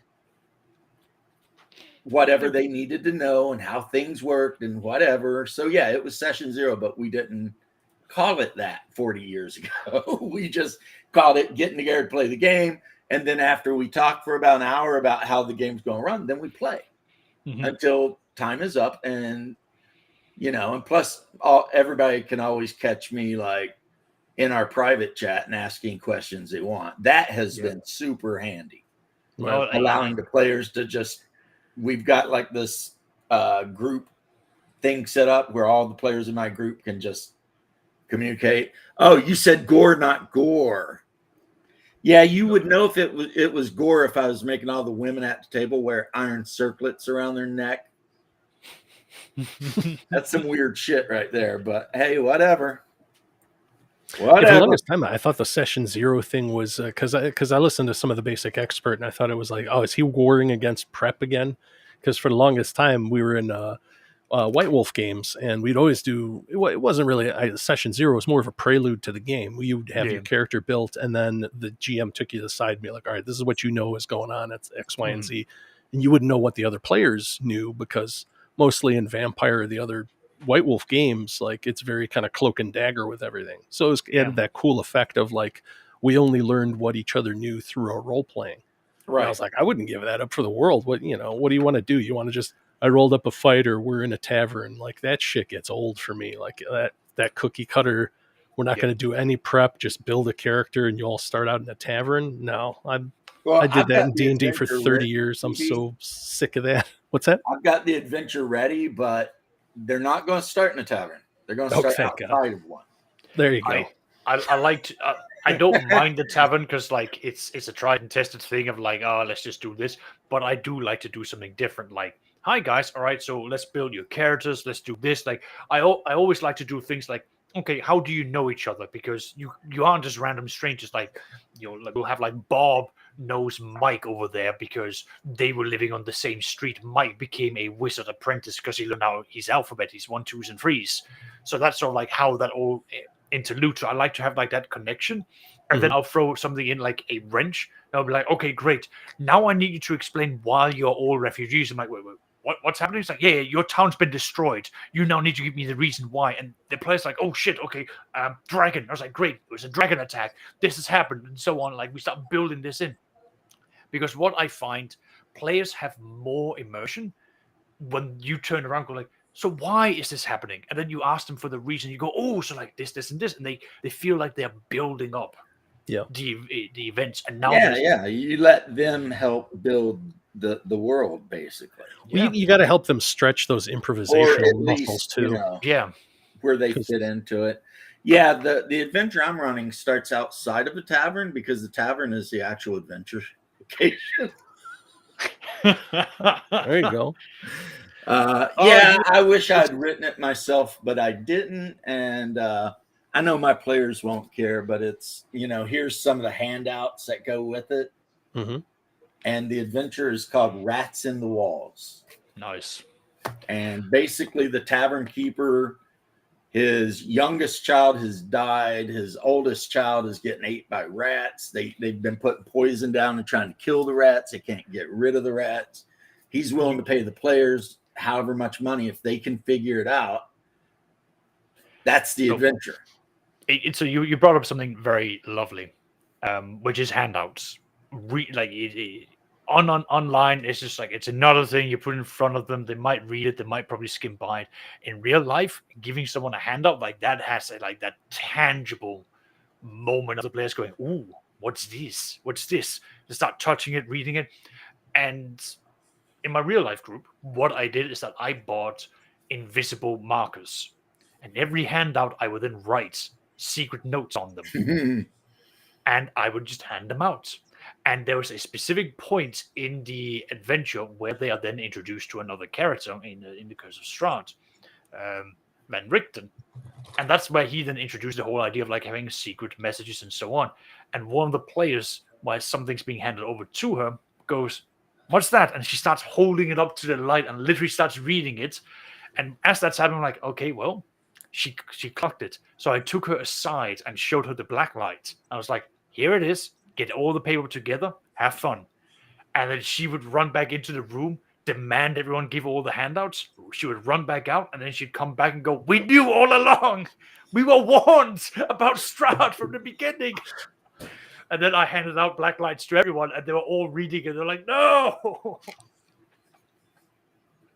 Yeah, that's still one of the best adventures that ever came out for D&D. I told the group, like, this is definitely the one. It's horror, but it's super good for like story, and like there's all this like build up. I mean, I made changes to it because I was like, okay, I don't like that the woman that Strahd is infatuated about is just a damsel in distress. So I had her and her stepbrother have like almost reversed positions of like she's a hardened vampire hunter, but he's a gentleman nobleman. So they would need him to like persuade their way through and like get into good graces. And the what you call the love interest, I think her name is Elena. I'm probably getting mixed up. But she would then be standing side by side with the players, and they loved that. And they loved how they could make allies. They loved how they could build all of these things up. And yeah, like just Strahd and like the whole Ravenloft thing, like they were their first introduction to Strahd was just him visiting them to lay down the ground rules. Right. And the moment that there was the whole knocking of like, "Oh, good Innsman, may I step into your keep?" All the players at that point froze and went, "No, no," because they knew a vampire was about to enter. And of course, the innkeeper goes, "Of course, my good sir," like lets him in. And Strahd comes in, and I tell them, "I'm in character now. I am Strahd. You talk to me, you talk to Strahd." And then I stand up and I start walking around them, speaking in as much of an Eastern accent as I can bring out. And I lean into them, like start whispering towards them, like, "But are you sure you have the guts, the drive to take on me?" And I'll stand up and move to the next one. "Do you think you have the power to truly test me when so many before you have tried and failed? You can hear their wails at midnight in just a few hours." And I like keep doing that until, of course, one person does the whole. I look at him and I go, "Great. Now give me a wisdom save at disadvantage." And it's like, "Okay, I failed. What happened?" It's like, "You don't need to worry about that. I will call upon that when you least expect it." Yeah. And that player ended up, because I ignored the 5e rules of the time limitation because it is Strahd. He ignores the rules. The hell with them. So at one moment, later in that point, he basically pointed to that player and went, "I call upon you, my servant, to fight the rest." And the player's like, "Oh, what?" That sounds like so much fun. Even if I had been the unfortunate one to be charmed, yeah, that still would have been a blast. I would have hammed it up. I'd been like, "Yes, my master. My lord, of course." It turns into Igor. Strahd is such a good one.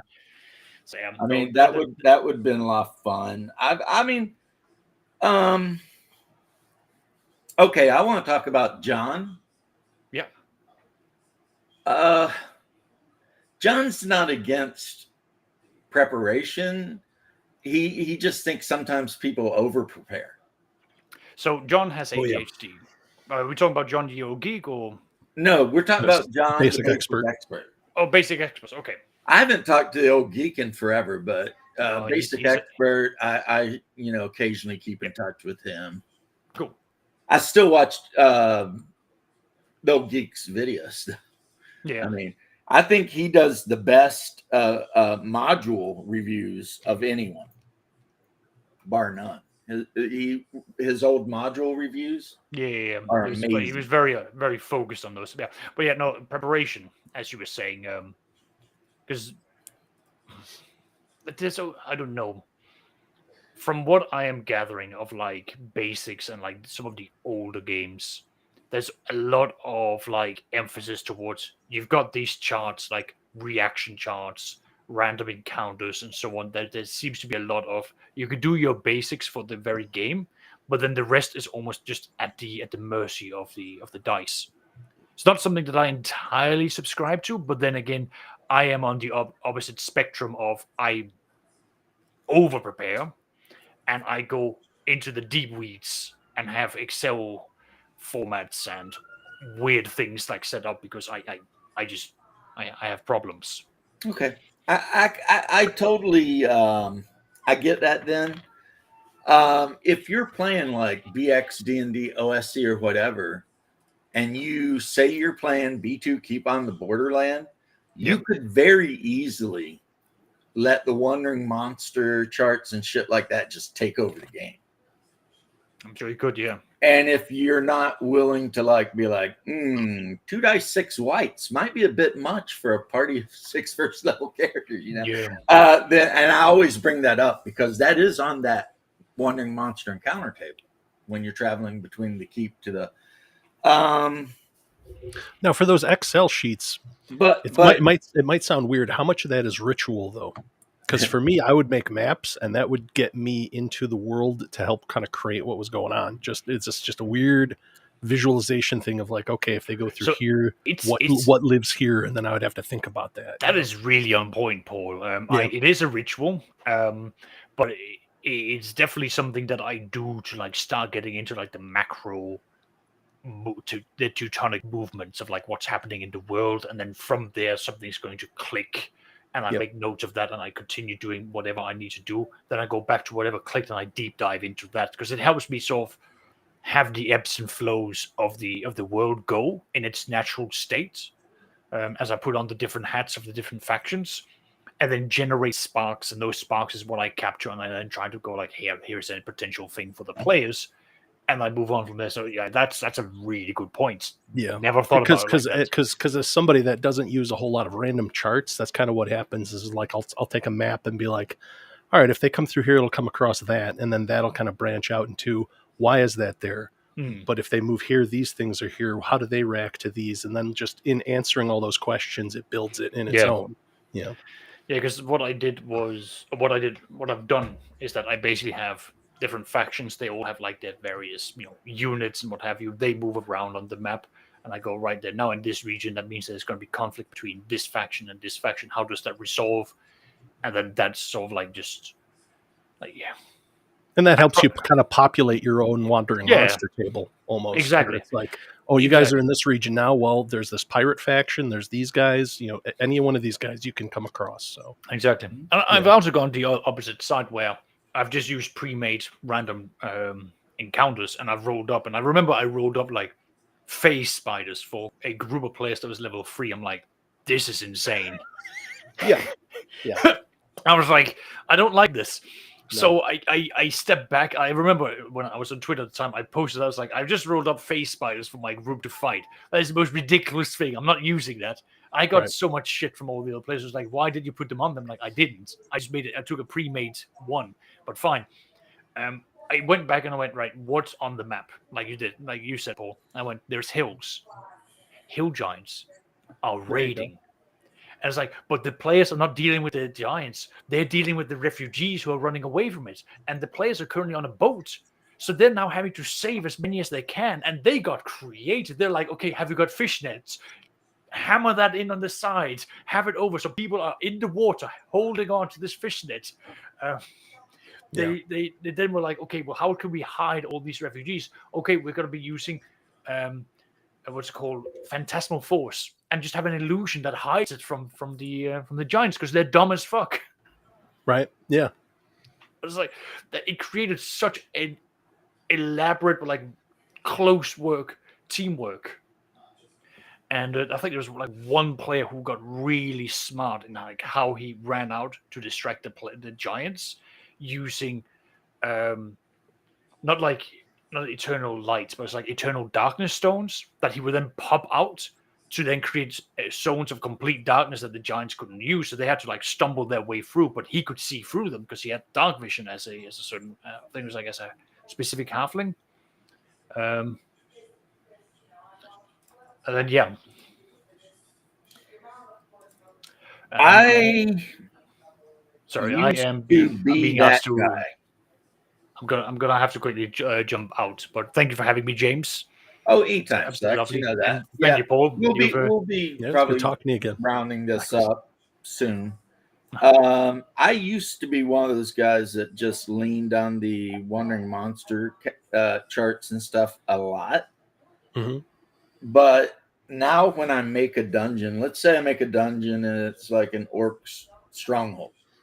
Instead of making a random monster chart, I'll do something like every turn, a patrol of 4 orcs will travel down this passageway. Mm-hmm. And then, because I keep track of time, I've got one of those sheets where you keep track of rounds and turns. So then, like, in that way, the players could randomly encounter those orcs or not. It just depends, And it feels a little bit better than just, roll on this chance roll. Something shows up that shouldn't even be anywhere near the orc stronghold. Well, I was running. I think it was like 2 weeks ago. We were doing Shadow Dark, the first curse scroll number 1, and it's got a hex crawl in it. And there's like a 1 in 6 chance on a d6 that you'll encounter something. And I swear to God, it took 16 rolls before they finally encountered something. So it was a lot of just them moving around the map, exploring, finding stuff. And it's like, I know people like to use the dice, but I think it's like, when you use the dice, definitely go with whatever it says because you've committed to using that tract. But know that you are going to be at their mercy, for the tempo, and it will feel boring if you just go, well, you're only going to encounter things if the random encounter pops up. Exactly. Sometimes you have to have things happen. Yeah, I would not play a game where the only time players encounter something is if somebody rolls. Mm-hmm. Even like that game you showed off, if I were to run that, I would just probably decide when they get to this hex or that hex, there's going to be some shit going down, Right. And that way, kind of like how you run, I ran about a year ago, I ran the, is it Lost Tomb of Sajkan? The one where Igwell has her vampiric daughter underneath. Yeah, that's Sajkan. Yeah. Yeah. And so how that hex crawl is, it's like you have this random chart, but then you have places that are marked that's like Gnome Village, Wyverns, whatever, So I like knowing where things are beforehand. I mean, now, have I completely winged a whole game just out of the blue before? Yeah, many times.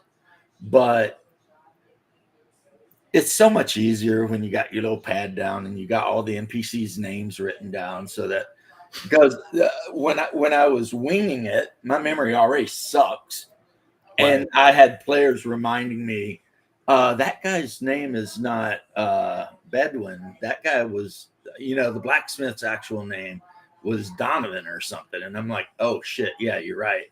And then I'd have to write down because when they're in a village and there's 150 people roaming about, Right. trying to keep all the names in your head, that's not going to work, you know. And, Right. So players being players, they're going to ask what this guy's name is, and it's like, really, the Of random course. dude you met? Yeah, like Okay. the guy standing out front of the keep with the freaking barrel full of cabbages, they're going to want to know his life story right off the bat, like everything about him. And it's like, okay, you know, I mean, the Grand Magister was walking by, but by all means, let's figure out what the cabbage farmer's up to, you know, and that's when sometimes you just got to roll with it, but there's nothing wrong with being able to roll with it. That's actually a skill, but you also don't want to get caught with your pants down, you know? That's what I brought up with Saxius. Like, yeah, like it's good to ask the players stuff because it helps them stretch their improv muscles, because a lot of good role playing is improvisation. That's it. It's just bouncing off of each other and just going with it instead of trying. A lot of people try to sit there and think about like what would be the coolest or best thing. And it's like, no, you just have to throw something out and roll with it and keep the tempo up. It's a lot like that will hit much better than whatever you think the best is. That is absolutely a fact. Yeah. All of my best memories of any game all happened because one of the players improv some crazy shit out of nowhere. Yeah. Like, as an example, when we played 3rd edition, there was a half-orc ranger in the group, and like, I forget if it was a vampire or death knight. They were fighting something very powerful, and so they ran and they locked the door, right? Well, this guy just kicks open the door, and the player playing the half-orc, he's like, I dropped to my knees and say, I've been waiting for you, master. And I'm just looking at him like, okay, I mean, you know, we'll do this, right? And everybody's just laughing their asses off, you know. And then while I was running a Baltec 2E game one time, and a guy was trying to pick up a waitress in a bar, and he rolled a crit fell. And I'm like, you rolled a crit fell. And he says, I look at the waitress right in her face and say, you want a drink of this? It's called a leg spreader. And I'm just like, what? Okay. She smacks the shit out of you. And then, of course, that's a story from 20 years ago that people are saying, oh, man. And then the English pub we hung out in way back then, we had them make a gin and tonic in a pint glass, and it was called the leg spreader. Oh, no. And because they loved us so much, we went there every week and spent lots of money. Right. So the owner of the pub was like, yeah, I'll do that. Put it on the menu and everything. The leg spreader, a freaking gin and tonic in a pint glass, right? And so I totally feel you on that one, man. Yeah. I think it's too easy for players and probably DMs to try to pre-plan some heroic or funny thing or whatever, and it ends up being like kind of try hard, you know. It's like, nah, you don't want to do that. What you want to do is you want to just wait for the right time and say the right thing, you know. Right.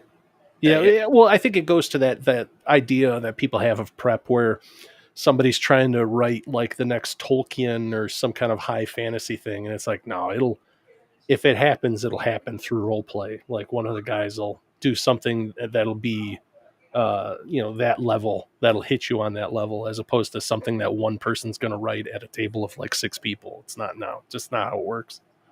Yeah, I mean, you might end up with the one guy who sacrifices his life so everyone else can get away. And that's awesome, but you can't plan for that. Yeah. And if they didn't plan for that and it just happened, and then, maybe you take that character and you put it aside and keep it for all time because he was such a hero. And if you're the DM, maybe the story of that guy gets out and all of a sudden, people are... the players go into a tavern and they're singing the song of the mighty Tristram who gave his life to save, the town of some shit. And the players will absolutely love that kind of thing because it makes them feel like, our choices do matter. What we do actually affects the world. And that's something that I think 5e kind of got away from. 5e is like, oh, we're going to hang out and cook curry, right? And it's like, Yeah, really. Wait, we're gonna. Yeah, it's like, wait, I don't want to. I don't want to serve coffee in Fantasyland. I don't want to live the boring banality that I do every day, but as an orc or something. It's just so yeah, stupid. and to the 5e creators and the people who love 5e, I love curry. I just would cook it in real life and eat it, and then play a game about slaying dragons or something. Right. You know, Yeah, it's attainable here. Yeah, we don't need to delve into the imagination to think about how to cook, some And if I Vietnamese want to be a pho or whatever. barista, I'll go put an application in Yeah, at Starbucks or wherever, right. and I'll Yeah. be a barista. And then when I'm not at work on my day off, I'll play a game about slaying orcs and being a hero. So Sure. I don't understand how that two things got so confused, but hey, it is what it is. Now, that said, I got to take off. Yep. The wife is making dinner, and one agreement we have is if she cooks for me, I have to eat it. Oh, yeah. Yeah, I mean, it makes sense. I mean, that's just a guy, keep her happy. She always, no matter what she cooks, she always waits for me to take the first bite because she likes to see me grin if it's good. You know what? I mean, Sure. so kind of like a DM herself, because as DMs, we do everything because we want to see the players having fun. Yeah. And she's the same way. When she cooks, she wants me to take a bite and be like, oh my God, this is so good, babe. And then she'll be like, really? Oh, yeah. She'll be out grinning and glowing, and then we'll eat. It's like, Sure. But when you've been with somebody for 2 decades plus now, it's like you get to know little things. But anyway, PB, you need to come on more often. It's always a pleasure. You always come up with great topics to talk about, and we tend to stay on an actual track instead of me roaming around all over the place. Going all over the place. Yeah, like you and Saxius are like the only people on YouTube that ever keep me focused on a topic. All right. But I've known Saxius at this point for like 10 years. Gotcha. Not personally. Does he have his own channel? I don't know if he does, but he used to be really big on Twitter before it was X. Gotcha. And I was on Twitter before it was X, and we were friends. And we always found ourselves a lot of times on the same side of arguments. So, that's kind of how we knew each other before I met him on YouTube. And I agree with 99% of the stuff he says. And plus, he's Danish. Dean Paul's Danish. Oh, what's going on? You got a lot of Danes in here. My wife is Danish. Okay. So, Danes and Canadians, man. It's like Americans hate me. But Danes, Canadians, people from the UK, Russians, like the one guy, not your echo. Okay. I think he's in St. Petersburg. Oh, and wow. every now and then he'll pop in and he'll greet me in Russian. And I know his real name, and we'll chat back and forth because according to my analytics, Russians really like my show. They just never comment, but they're apparently watching it. They're like the number 3 group of people. Canadians are the number 1. And number 4 is Vietnamese. Okay. Weird. Who's number right? 2 then? Americans. Oh, Americans. Canadians are definitely beating the Americans for watching streams. All right. But peace and love, bro. I'll catch you next.